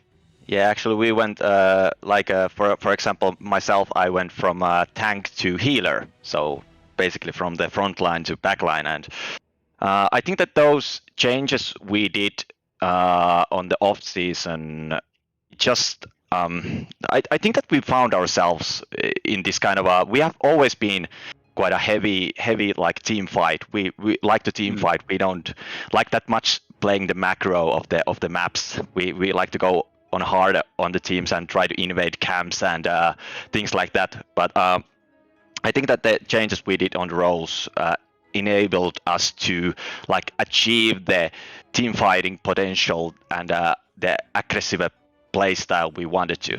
Yeah, so I guess that's the most biggest thing we changed, and it worked out for us. Certainly did. Tofu, do you have any questions? Why did you lose the first game? You know, that was the only game you dropped. It was the first one you stepped your foot in. What do you think happened in that first game? Were you just finding your footing? Did you all just wake up? Well, Sleep you in have last to night? you have to warm up somehow. It's sometimes we lose games, but sometimes we win games. I think they maybe try to like counter pick our Zulu pick. They had Johan and Dehaka pick, so we couldn't target them with the E talent skill. So I changed the solo for the rest of the matches because of that first game. Also because we didn't pick Jogao. Yeah, so that got banned out against you. Yeah. Yeah, of course we wanted to play that, but I think that we those matches when we wanted to play it was banned. But I think that the first match was basically about that Hauki had a great backline and we had no way to go there as there was Johanna and Dehaka in front of us. So basically they were just destroying us from the backline, and like they played Lunara very strongly, like mage style, as we played mostly as a I don't know, like basic attacker. So yeah. So I think that was the most painful thing for us, that we couldn't reach their backline well. So they played the first game really well, and of course the rest of the games also. No, they were very clean throughout the series, especially in those first 2 games. And I do agree that when you can put the strong front line in front of a Tassadar and you can make it so your opponents can't really reach him, it becomes so much harder to try and end that game, because Dahaka and Johanna are not really viable kill targets, especially when they've got something like a Deckard, I think it was, looking after them for the entire game. But you guys did very well to see it out really close to the end, and unfortunately just a little bit off the pace. But 1 map loss is nothing in the grand schemes of a grand final victory. I think we're going to leave you to your celebrations now, but if you have got any final words, any last shout outs that you want to give to the wonderful people who have watched you through this final, the floor is yours. Äitille terkkuja.